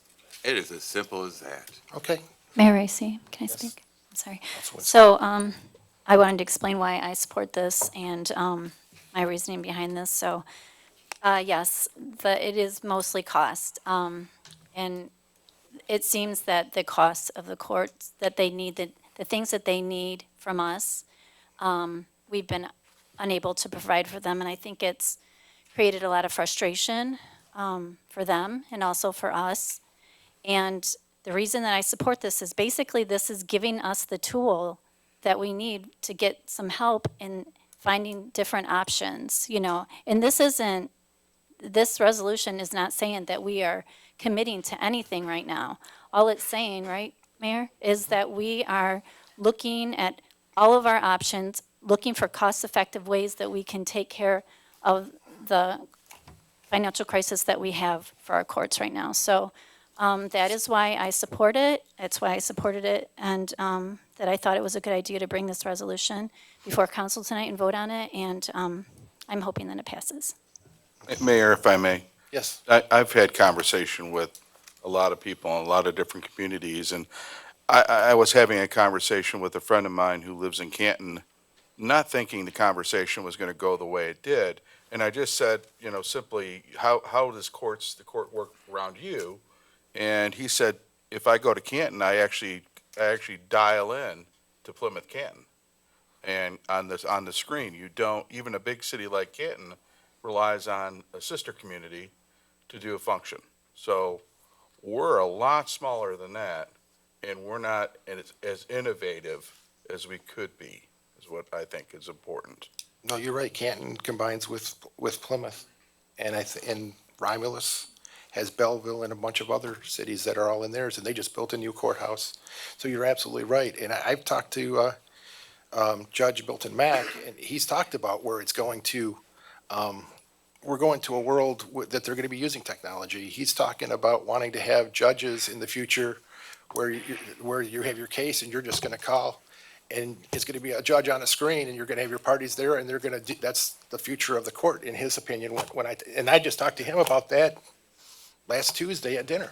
Yeah. So, yeah, I mean, everything's changing, and trying to figure out, I think, the whole judicial system, they're looking at different things, and we should be looking at that. I mean, we just got our audit, and they're telling us that we need to figure out revenue sources, and we don't have enough revenue coming in, and there's still issues that we're not out of the woods. There's still tough decisions. These aren't decisions you'd make if you had all this money that we got to look at all things that we have and make some tough decisions. So, any other questions? Mayor Racy, you did point out we need to look at all of it, but we haven't. We don't know what it would cost. That's the point. That's the whole That's what point. this Resolution is not going to, Yes, it is. That's the whole This gives point. them the opportunity to investigate. Yes, that's the whole point of this. Before you go to the, excuse me, I sat with the mayor and the city manager and Representative Coleman, Senator Pohanke, and we discussed this. It's not, this is speaking to what Councilman Miller is speaking of, item 4. They're quite aware of where we stand and what our problems, and the judge was in there,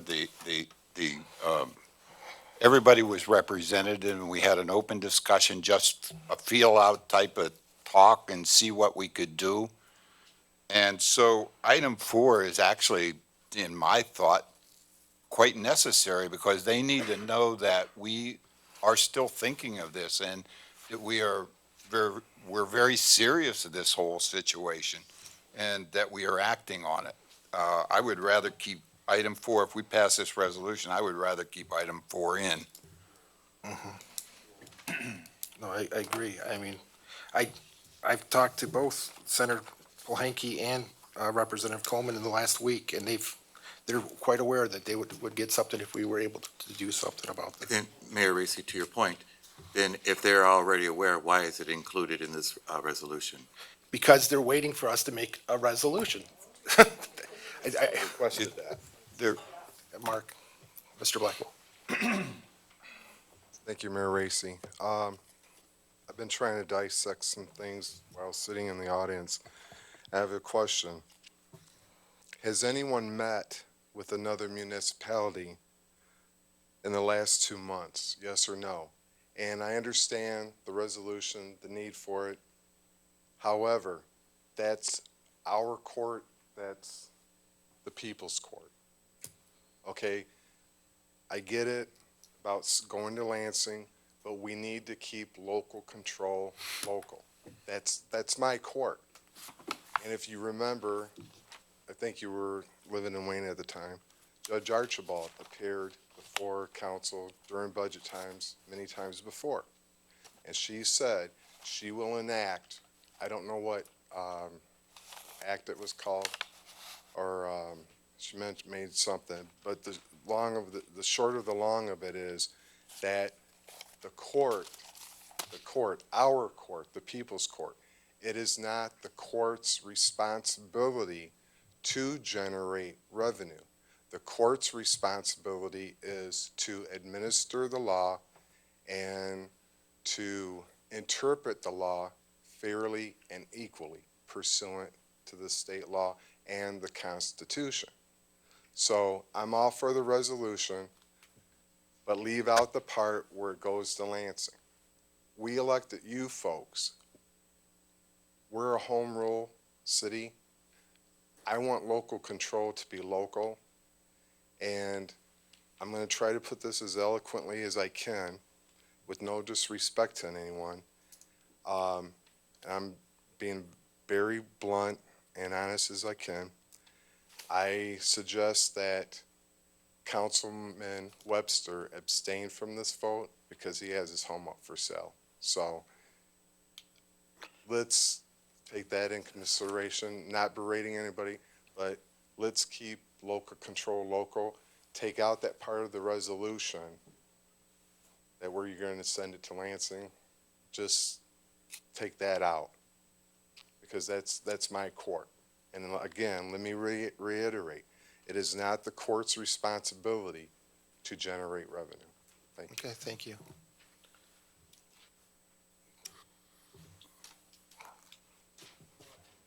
Good evening, Brian Kamler again. So, court consolidation happens all the time, and it's solely a matter of cost containment, trying to deliver justice or administer justice in a more cost-effective manner. So, you mentioned Plymouth Canton, well, that's actually a 5-community court. The 48th up in Oakland County is Birmingham, West Bloomfield, Bloomfield Hills, it's at 7 communities all at one place, with 3 judges elected across actually 4 of the 7 communities. I don't know, a handful of years ago, River Rouge, Ecorse, and I think Allen Park all ended up merging. So the idea that local control is necessary for the court, I don't personally agree with. You're entitled to your own opinion, certainly. But justice is supposed to be blind. The home address of the judge, I don't think is relevant to whether or not someone is judged to be guilty or innocent. The point is, you need a judge to process the cases. Wherever that happens, to your point of judges on screens, you do remote arraignments all the time. That's just the use of technology to get this done. My understanding of the resolution, I haven't read it, is that you're just looking to move forward, authorizing management to talk to Plant Moran or other consultants and talk to the neighboring courts and have conversations with the county, the state, the whoever, that all makes perfect sense to me. It does seem like the next logical step. And Michigan Department of Treasury has been a pretty good partner over the last several years with the city of Wayne. They've provided pro bono services. So other agencies within the state may also provide that, which is something that you could certainly use. My 2 cents. Thank you. Mr. Osborne?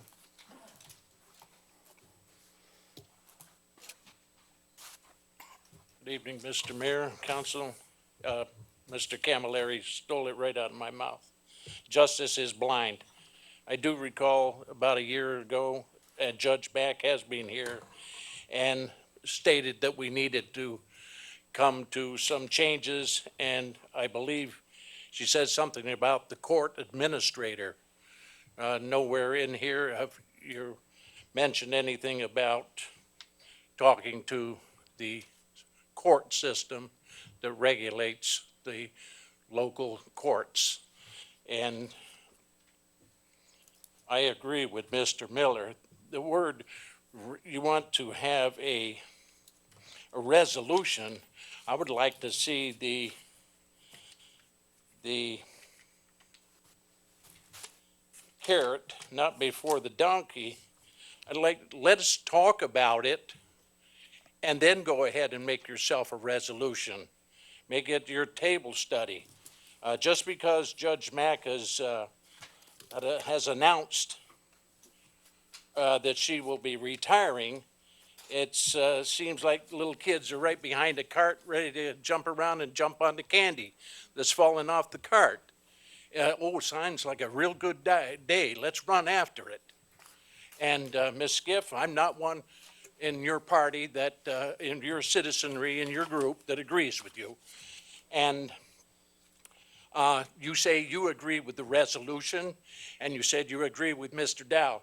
This is the first time I've ever even heard about a resolution of this. You didn't even bring it up as let's have a discussion topic of this.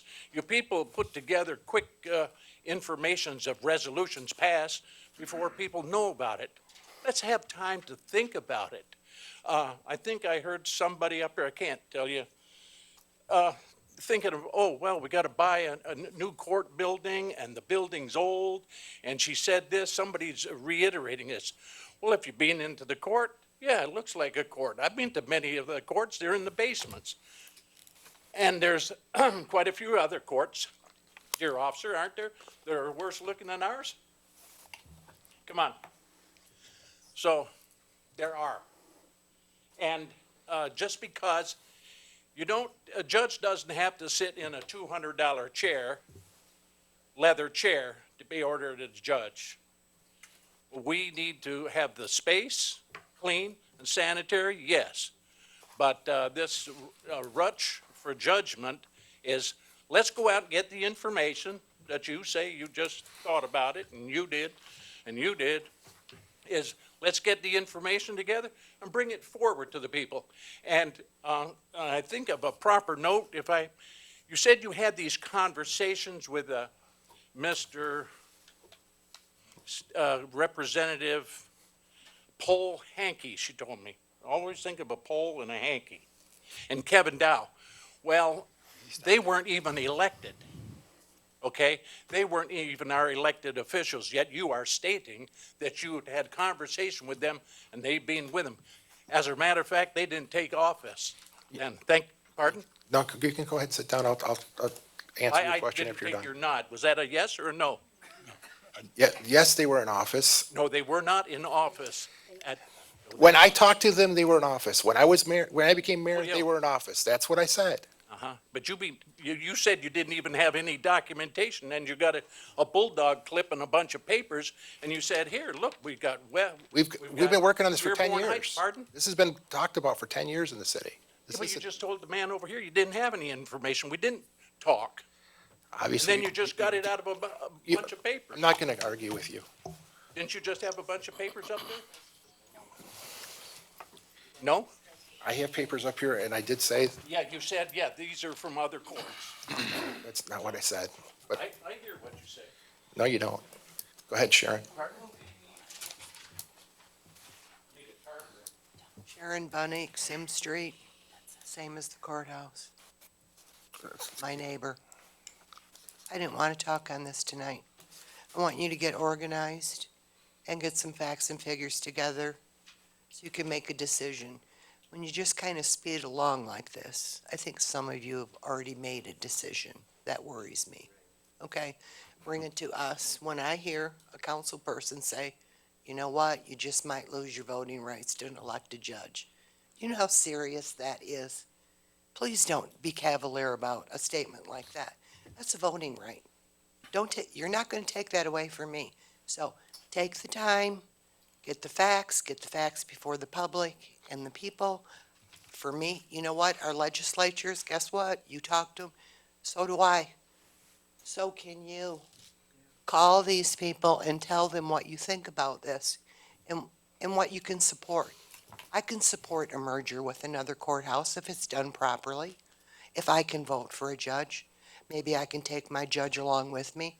I'm probably not going to support another plan to completely eliminate a judge from the city. Probably not going to support that if that's a possibility. Like I said, we need some facts. We need some figures. We need to hear from the court. I have no, budget talks are coming up. I don't know why we're in a big rush on this resolution tonight when we can be gathering up facts and talking about money. That seems to be always the number one thing we talk about. Take it to a little bit higher level. Let's talk about voting rights. Let's talk about doing the right thing. Let's see if we can keep the 29th District Court in the city. That's what I'm asking. Thank you. Okay. Any other questions? Okay. Can you do a roll? Are you ready? You want No, I got something to say. Okay. So I want to go to some points I keep hearing out here about gathering all our facts. And I actually want to direct this to somebody that directed something to me, Mr. Blackwell. You're right, I do have my house up for sale. Because as the mayor announced a couple weeks ago, I have a growing family. So that's something that I got to do. But see, you didn't bother to gather your facts. You didn't bother to ask any questions. If you would have, you would have known that before I came in here tonight, I actually put an offer on a house here in the city of Wayne to remain within the city. So before you come up here talking about me, maybe you gather your facts first. Okay. I think we're to the point, I mean, you need something relevant or? Go ahead. You said my name. Yeah. Mayor, if I can, one of the first things Judge Mack said was for 3 years, she had been working on a merger, but she was working on a merger with a very specific narrow point, Westland. That was it. She wasn't looking in a more strategic option with neighboring communities, but she was firmly set on that was the right thing for the future for the city, for their judicial branch. If you don't agree, listen to me, watch the video. I think it was September 4th that she came before us, at great length. Watch the video, watch the meeting, and be enlightened, not from somebody sitting up here, but enlightened from the person who's actually running that division. So Okay. I'll leave it with that. Councilman Skiff. I just wanted to say one more thing since there was a comment directed towards me. Our agendas are put out early on our website for all to see what's going to be on the upcoming agenda. This is not a commitment to do anything other than gather information. Once the information is gathered, it will be brought before you, okay? Everybody's going to know what our findings are and what type of things were explored. So nobody's trying to conceal anything. We're trying to move fast to come gather information. We're not committing to anything right tonight other than we're saying we're looking at all of our options and to gather information so that we can find out what it is the best, but we're not committing to anything tonight. So that's all I wanted to say. And again, I do hope I still continue to, my opinion is I do hope that it passes tonight. You want, Mayor Racy, through the chair. Hold on a second. City manager has something she wanted to add. Just to the council, through the chair, one thing that I think that is, has to be explored, obviously, but it's not something that, the administration, the finance department, this is all public documentation with regards to our budget, is that, last year, well, first of all, we hear a lot of criticism about the taxes in this city. We hear a lot about, we don't even want to pass this 1 mil. We don't want to give the city any more money. Without this $350,000, if this mill goes down, we're going to be in even worse shape. That's a public safety mill, dedicated mill. That's going to impact public safety. The council's responsibility is to have fiduciary and fiscal responsibility, first and foremost. This is not about popularity. This is not about the fact that everybody wants to have everything. We want to have a senior apartment. We want to have everything. We can't afford to have everything. We can't collect the taxes, and we're already getting pushback on what we already collect now, which is we're barely surviving. Despite popular belief, you just have a very dedicated group of people out there trying to make it look like we have 100 staff. This because they're that dedicated. Just so you're aware, in fiscal year 2019-2020, the court had a $772,000 budget. They're asking in 2020-21 for more personnel, which is $167,000 more dollars, $941,000. They're asking the city to come up with $167,000 more for personnel. I don't have $167,000 to even give my police department, my fire department, the DPW, essential services. I don't have any money right now. We're barely getting by. So I applaud the council, even though this was your resolution, despite popular belief, because you are being fiscally responsible looking at this. You're exploring the fact that that court is in deplorable shape. I just got back that we need a brand new furnace. We need a new roof. We need new infrastructure. That court is in terrible shape. I don't have the money to fix that court. I don't have the money to give them the new carpeting. I don't have the money to make that court into, or to even advise the council to make that court into a court that we can be proud of. That court is a mess. The judge was absolutely correct. They have to work in a courtroom that is just a court that's dysfunctional. That's not fair to the employees. It's not fair to the people who have to go there. It hasn't been working for years. But I hear this conversation about, well, put the money into the court, put the money into the personnel, give the court what they want. They don't have to depend on revenues. Yet this 2011 study is basically saying back then that they had to come up with a traffic detail specifically focused on writing tickets because that's how the court was going to get by. Since that time, we don't have 44 officers, we don't have 30 officers, we have 21 officers. We don't have enough officers to dedicate to traffic control consistently. Yes, courts do depend on revenue. They have to have revenue. Buildings and engineering has to have revenue. I mean, there's revenue sources that we can't make these up anywhere else. Excuse me. So all I'm saying is that, council, I want to applaud you because of the fact that you are taking this and you are taking your responsibility to keep this city funded and the fiduciary responsibility you took in the oath of office to make sure that this city can run. And I don't know when people are telling me, no, we don't want another millage, come up with some more money. I don't have money. It doesn't grow on trees, folks. It doesn't grow on trees in Wayne either. So thank you. Thank you. Councilman Miller, did you have anything? Or? Yes. Councilman Skiff mentioned the word conceal. And that's an issue here in our community for quite some time. The lack of trust that the community has with the administration and council, not this particular one, but just in general. And I can understand it because, we have a culture within this municipality that doesn't provide transparency enough to have that trust between our residents and our administration and council.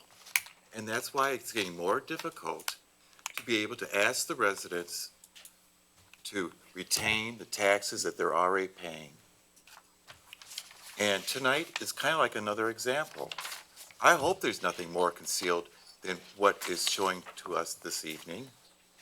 I do support looking into consolidating, but like I said numerous times, I'm just asking, show me the savings in it to proceed further with a resolution to the governor and to our representatives.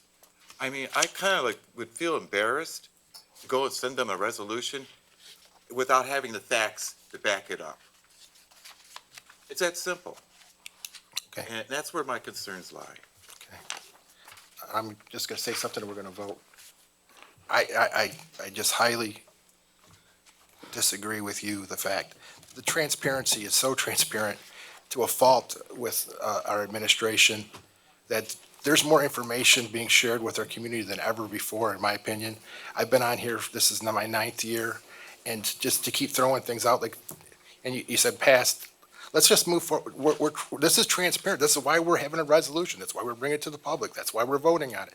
I don't know how more transparent we can be about what we're trying to do. I mean, this has been talked about for 10 years, and we've got nowhere, and we need help. We cannot, it's not moving here by itself, and we need help from somewhere else because it's not moving anywhere.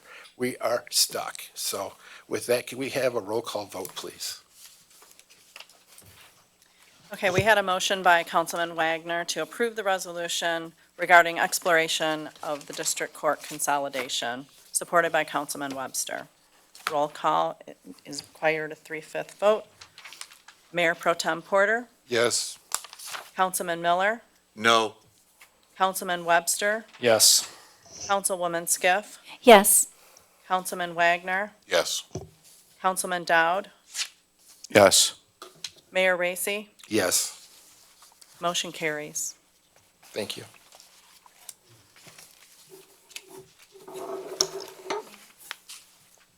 Can we have the resolution read completely tonight?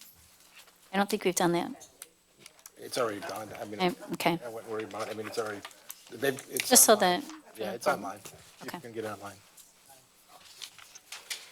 Move the agenda. 5F is approval of the revision to the City of Wayne City Council Rules and Procedures. Wish of council? Move to approve. Support. Okay. Councilman Dowd, do you want to talk on this? Yeah, we had another meeting and came together with the feedback findings and input from the group, made some refinements, and also with some help and support from our council on some of the legal terms and the way to write it, we've come to you with yet another version, hopefully for approval of the City of Wayne Policies and Procedures, City Council meetings as an outline. Okay. Any questions? Mayor Racy, through the chair. Mhm. I sincerely appreciate the committee reconvening to redefine and to retune from what was originally proposed. My only contention, and it's a small one, is that the comments from the council should be limited the same as we do with our residents. We should be treating our residents the same as we would treat ourselves. We should also be setting the example. Okay? And quite frankly, majority of the time, lots of the times, maybe I'll say lots of the times, we're probably repeating the same things when we have our closing comments. Okay? At least half the time. And I just think it's a common courtesy to our residents. It's not too much to ask. So with that, other than that, I appreciate them looking within themselves on this rules and procedures and how it applies to all. Okay. May I comment on that? Sure. This was, the point you bring up, Councilman Miller, was the one point that none of us could agree on. And so therefore, we just, we left it out and we thought, if you want to make amendments here to it, you can certainly motion to do that. I think that's where we left it. Mayor? Yes, Mayor Pro Tem. Excuse me. So, my opinion is still the same opinion I had when I sat before on the last council.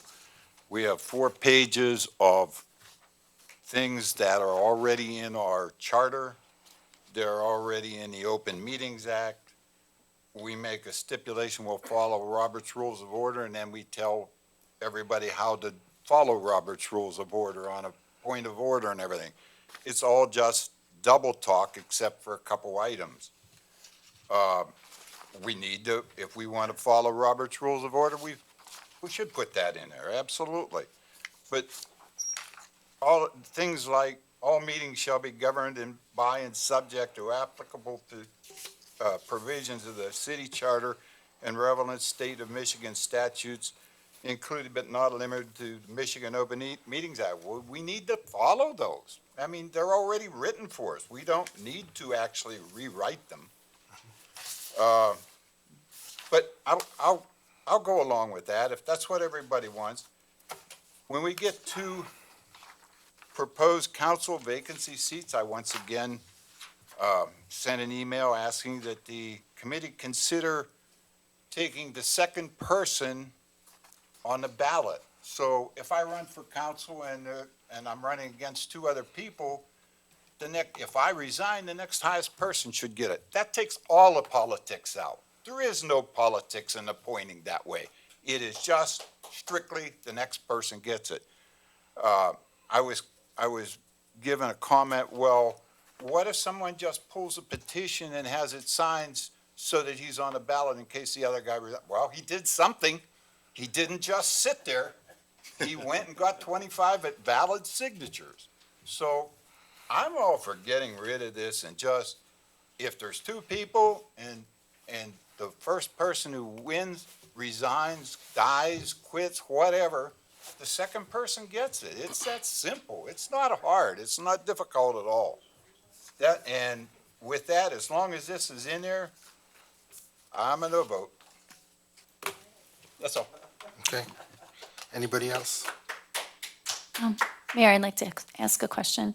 So in a situation like that, what if the person that actually got the next highest votes did not want to be on council, or their circumstances changed and they were no longer available? There is absolutely, to answer your question, there's absolutely a chance of that, and we could then follow a set procedure of a nomination and an election, but my proposal is just for the next person, if they accepted it, to take it. There may be 3 or 4 people, we don't know. I think this would encourage people to put their name on the ballot, personally. I think it's an encouragement, it's an enticement. I believe you can make a motion to make that amendment to the motion. I suggested to the committee and they didn't want it, and I'm not going to amend it. I'm just going to leave it sit. And the council can amend it even at the time that they can. Well, unfortunately, that's true. That's true too, so. Mayor, we can just keep on amending and Exactly, make that's the this point. a weekly, monthly thing Exactly. and go that way. I agree, I understand where you're coming from, Mayor Pro Tem, but there's too many semantics just to say the next person, based on laying that language out there, let's say it's 3 years out. Next person vacates his position 3 years into it, and by that, it's, they may have forgotten that they were even on the ballot, or worse. So and not to mention semantics. If the person really is interested in being on the board, the application process allows that to happen. There's nothing to say that same person couldn't be in here on the application and part of the interview as somebody he would talk to that, or she would talk to that, either way. Yeah. So, And I just, But we can table this and we can continue. I think we should Let's vote, just I think we should table go it ahead and vote on it. Continue to talk about policies and procedures It'll be, once a month. yeah. What was I gonna say? I'm good with that. It's lost me.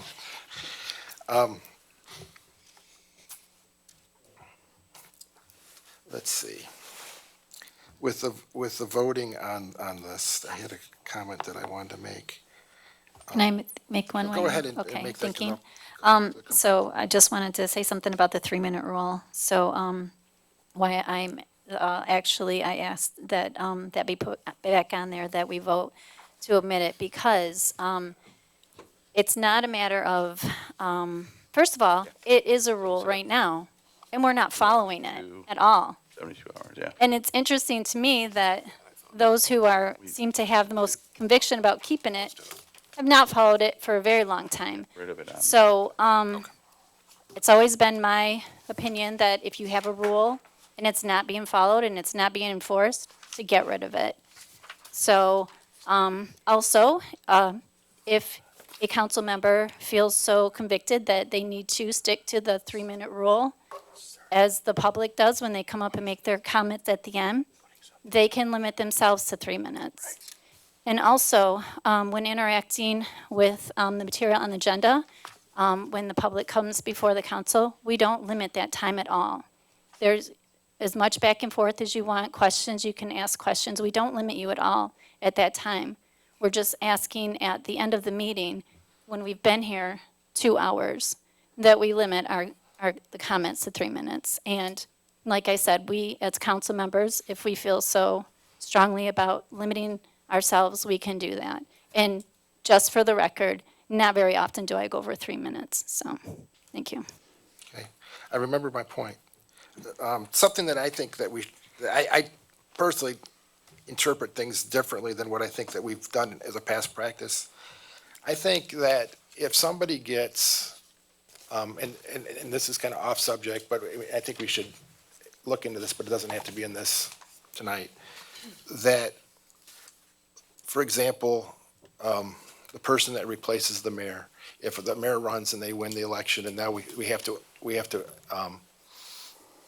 pick a person on the council. In my opinion, that person, if they get selected by the council, should then have to run at the next general election. They shouldn't get the 4-year term that the mayor was the person was elected to. I think they should get a 2-year term until the next election, and then take the rest of and have to run for the remainder of that. And then it opens up to the public. It's something that I think we should be looking at in the future, because I don't think it should just be an automatic give me a 4-year term. We did that, since I've been on the council, it's happened a couple times, that we've done that. And then people. Be a charter issue, though. That's a charter issue. But it's something I think we should look at, that I don't think that makes any sense with how that works, in my opinion. So, any other questions on this? I don't really have a question, I just have more of a comment. Okay. I don't think we're ever gonna fully agree on this. So I think we could sit here and debate it all night long, and I think we might as well just vote on it, and we'll change it as needed. I mean, we're just never gonna agree, that's just. You got a motion? Yes, we do. Was it seconded? Yes. Do Okay. you have any questions, or, no, you're good? Yeah, I guess we'll go ahead and vote. Do we want to do a roll call on it?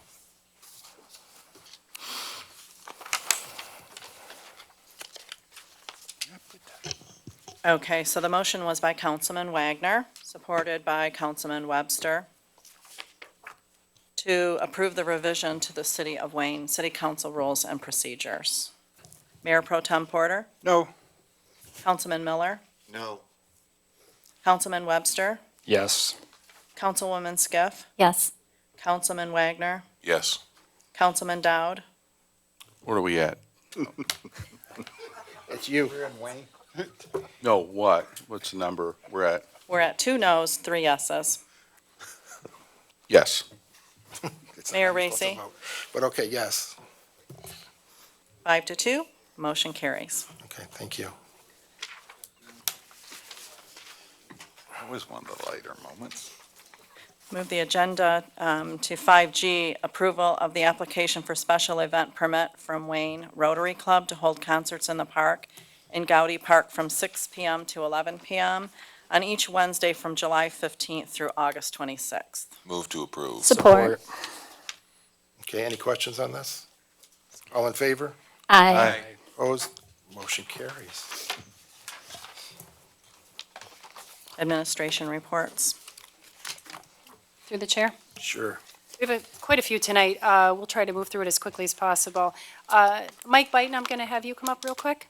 There were three questions that were brought up at the last meeting about the two parks and the sales, the Schaefer development. If you could please address those. You bet. So, good evening again, Mayor, members of council. As far as developing the Kiwanis Park and the J.C. Park, Schaefer Development is still trying to move forward with that. They've been held up for quite some time with DTE, but just in the last week or so, they've made some good progress, or headway with DTE, so that's very helpful.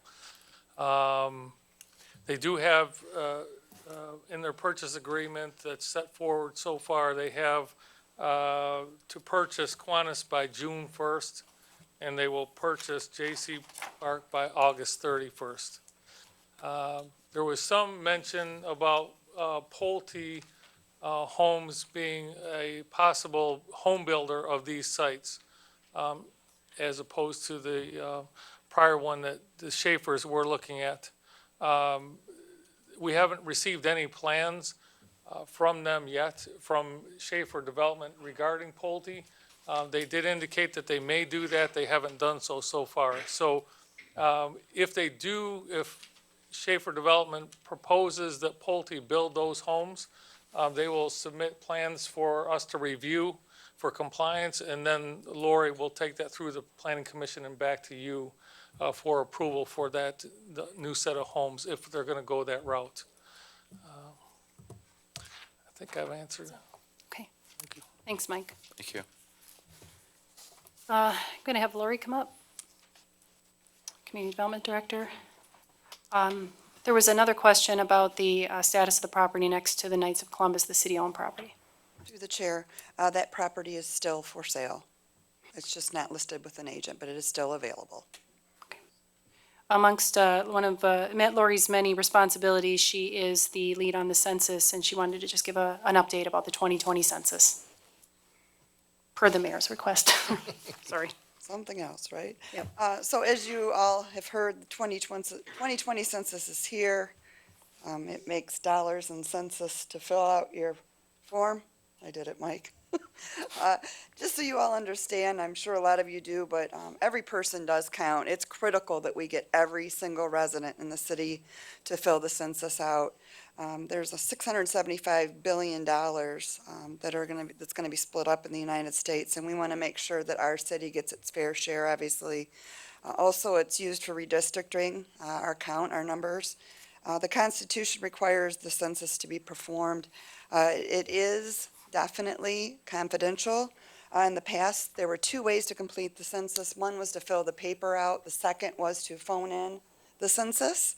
And this year, they are going to roll out the opportunity to complete your census questionnaire electronically. So as we move forward in the process, we will share that information with all of you, get it out to our residents so we can get that census completed. Okay, thank you.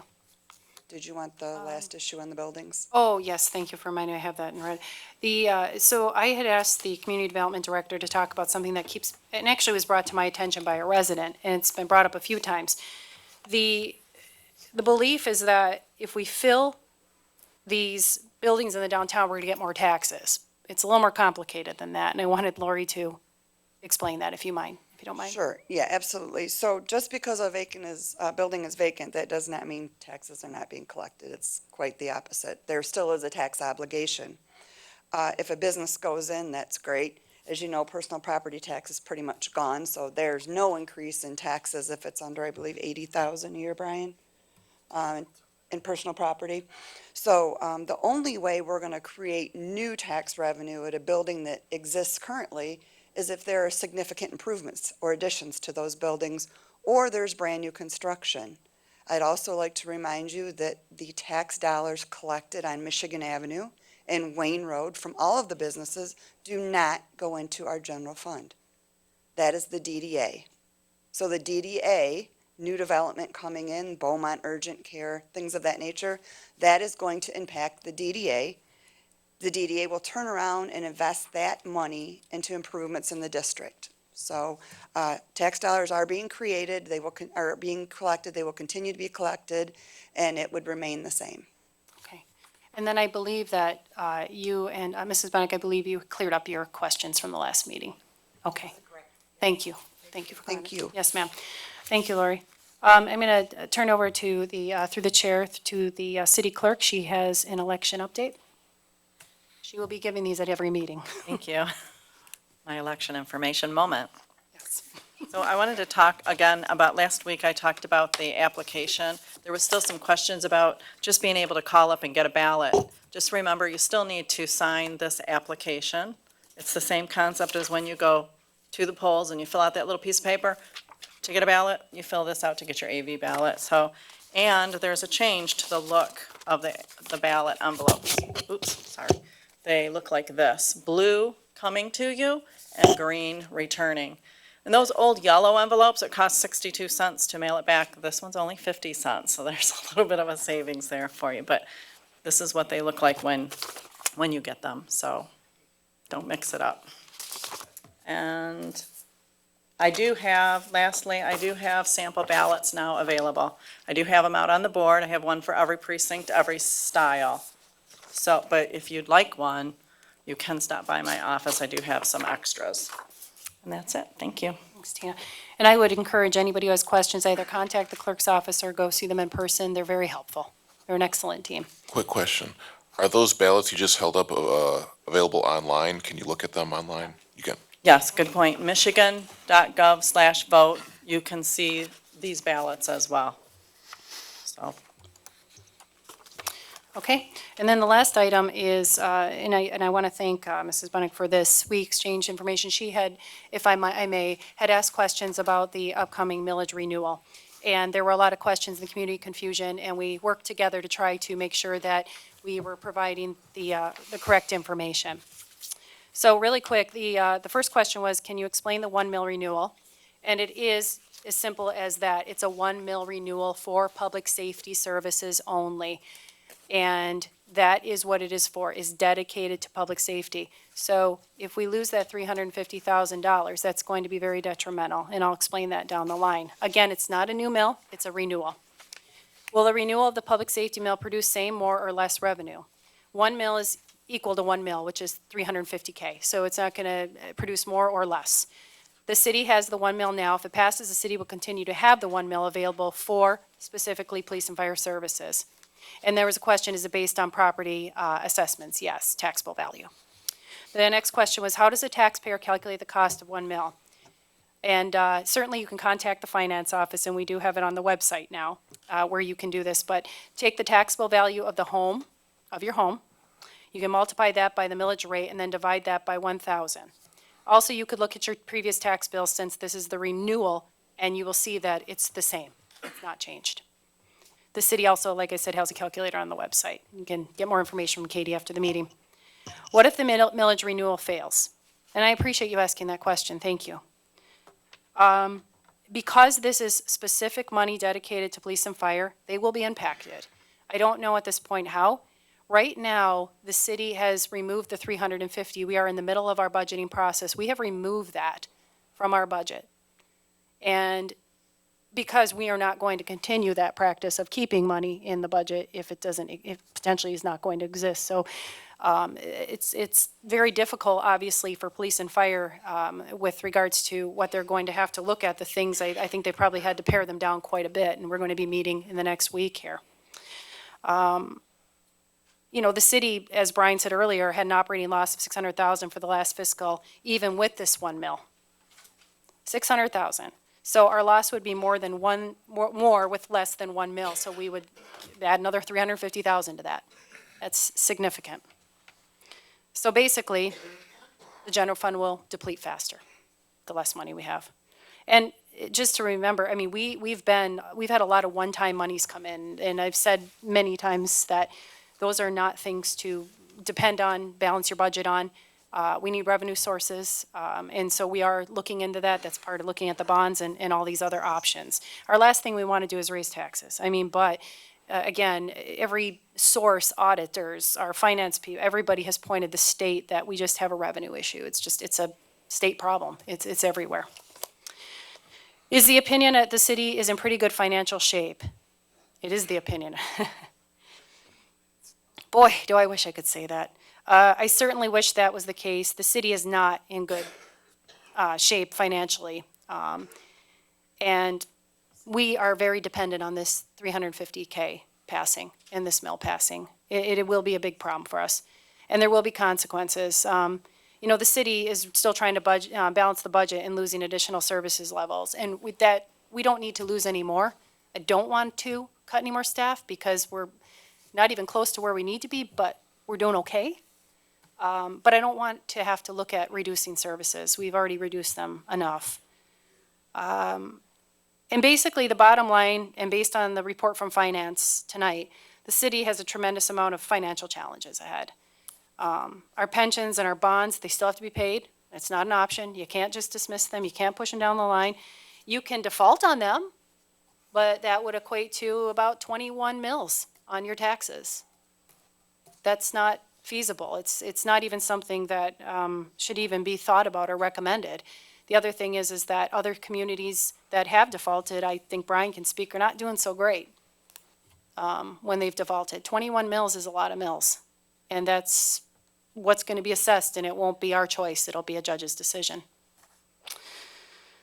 So basically, the staffing levels are nowhere near where they need to be, and we are just getting by. And any money lost, whether it's $1, $10, or $350,000, is detrimental. So, and I want to just say one more thing because I was speaking a little passionately earlier about the court. I don't want anyone to think that I'm vilifying the court for coming in with another $167,000 in requests. What that tells me is that the court is saying we're short-staffed. And that's what I'm trying to say is that, by throwing that out there, they're the experts, obviously, and obviously they don't feel like they're being funded at a level that they need to be funded at. And I don't know where to get the extra money to fund any of these departments right now. And I think that's why council is looking in this direction and pushing it there. But again, I don't want anybody to think I was calling the court out from that respect. But I think that's a cry from the court to say, we're so underfunded that this is what we're coming into, and you guys need to figure it out. I want you to know that the one thing we've tried to avoid is suing each other, because if the court sues the city or the city sues the court, the money comes out of the general fund. It doesn't matter. The court does not have their own revenue. So everything comes out of the general fund, so what's the point of suing each other over money? But we have to get to a point where we have to say we can't do certain things because we just don't have the ability to do them. So I just wanted to make sure that that was clear, that that was not an attack on the court by any means. It's just, I do feel bad that, like every other department, they also feel that they're understaffed and that their building's inefficient. So that'll conclude my report. Thank you for allowing me to go over a little bit. Okay, thank you.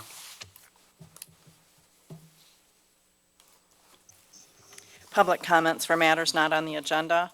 Pursuant to the Michigan Open Meetings Act and the enacted procedures and rules of City Council, now is the time for public comment.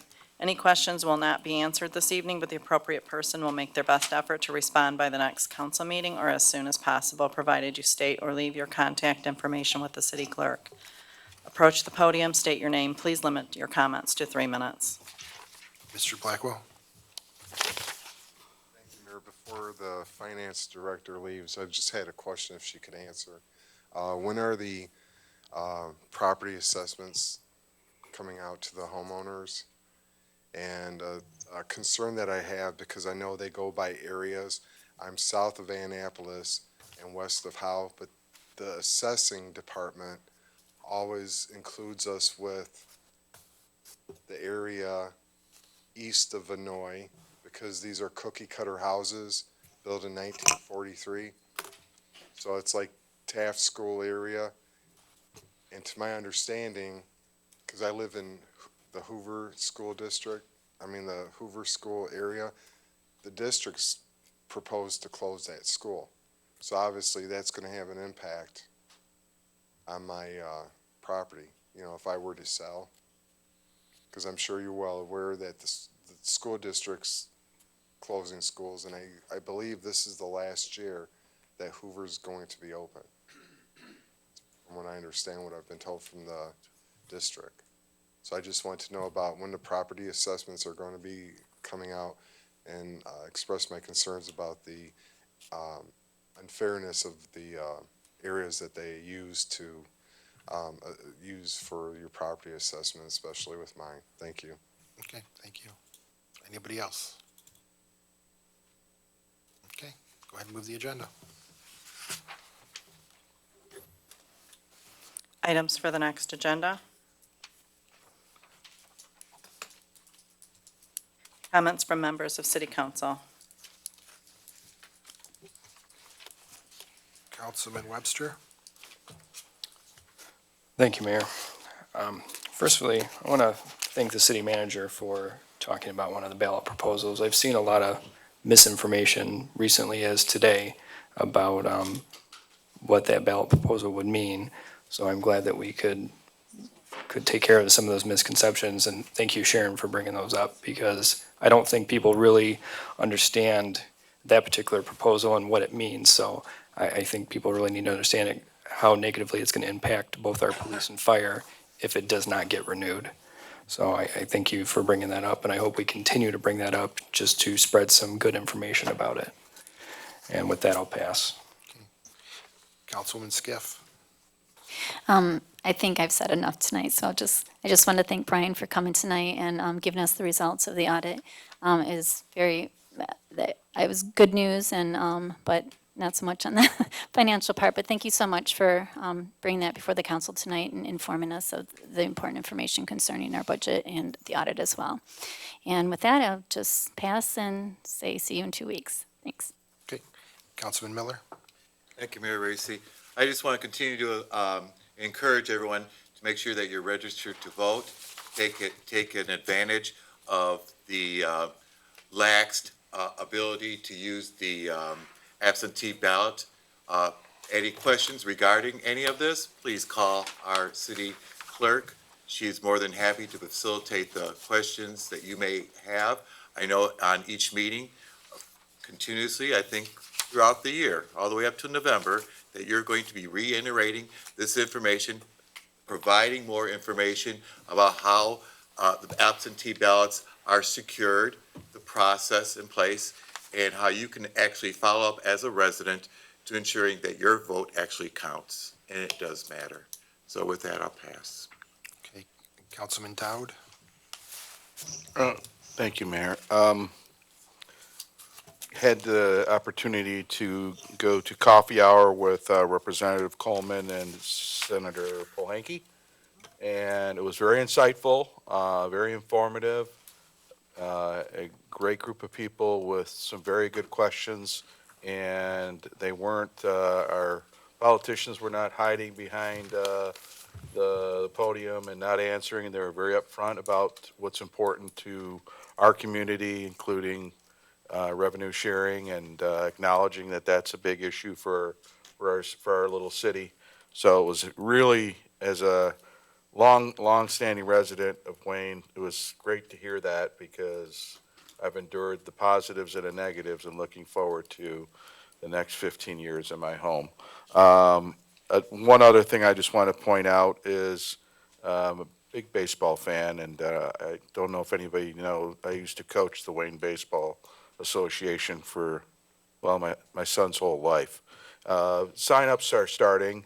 Wayne Baseball is going to have their sign-ups in Wayne Public Library Thursdays, 5:30 to 7:30. It's February 20th and 27th, and also some dates in March, but never too early to start planning. And they're going to be there at the library on Saturdays from 12:30 to 2:30. In February, it'll be the 15th and the 29th, and with that, I'll pass. Councilman Wagner. Thanks. It's late. I'll keep this short. Dairy Queen opens soon, and they're even having a free cone day on March 19th. So let's everybody go there and support our local business.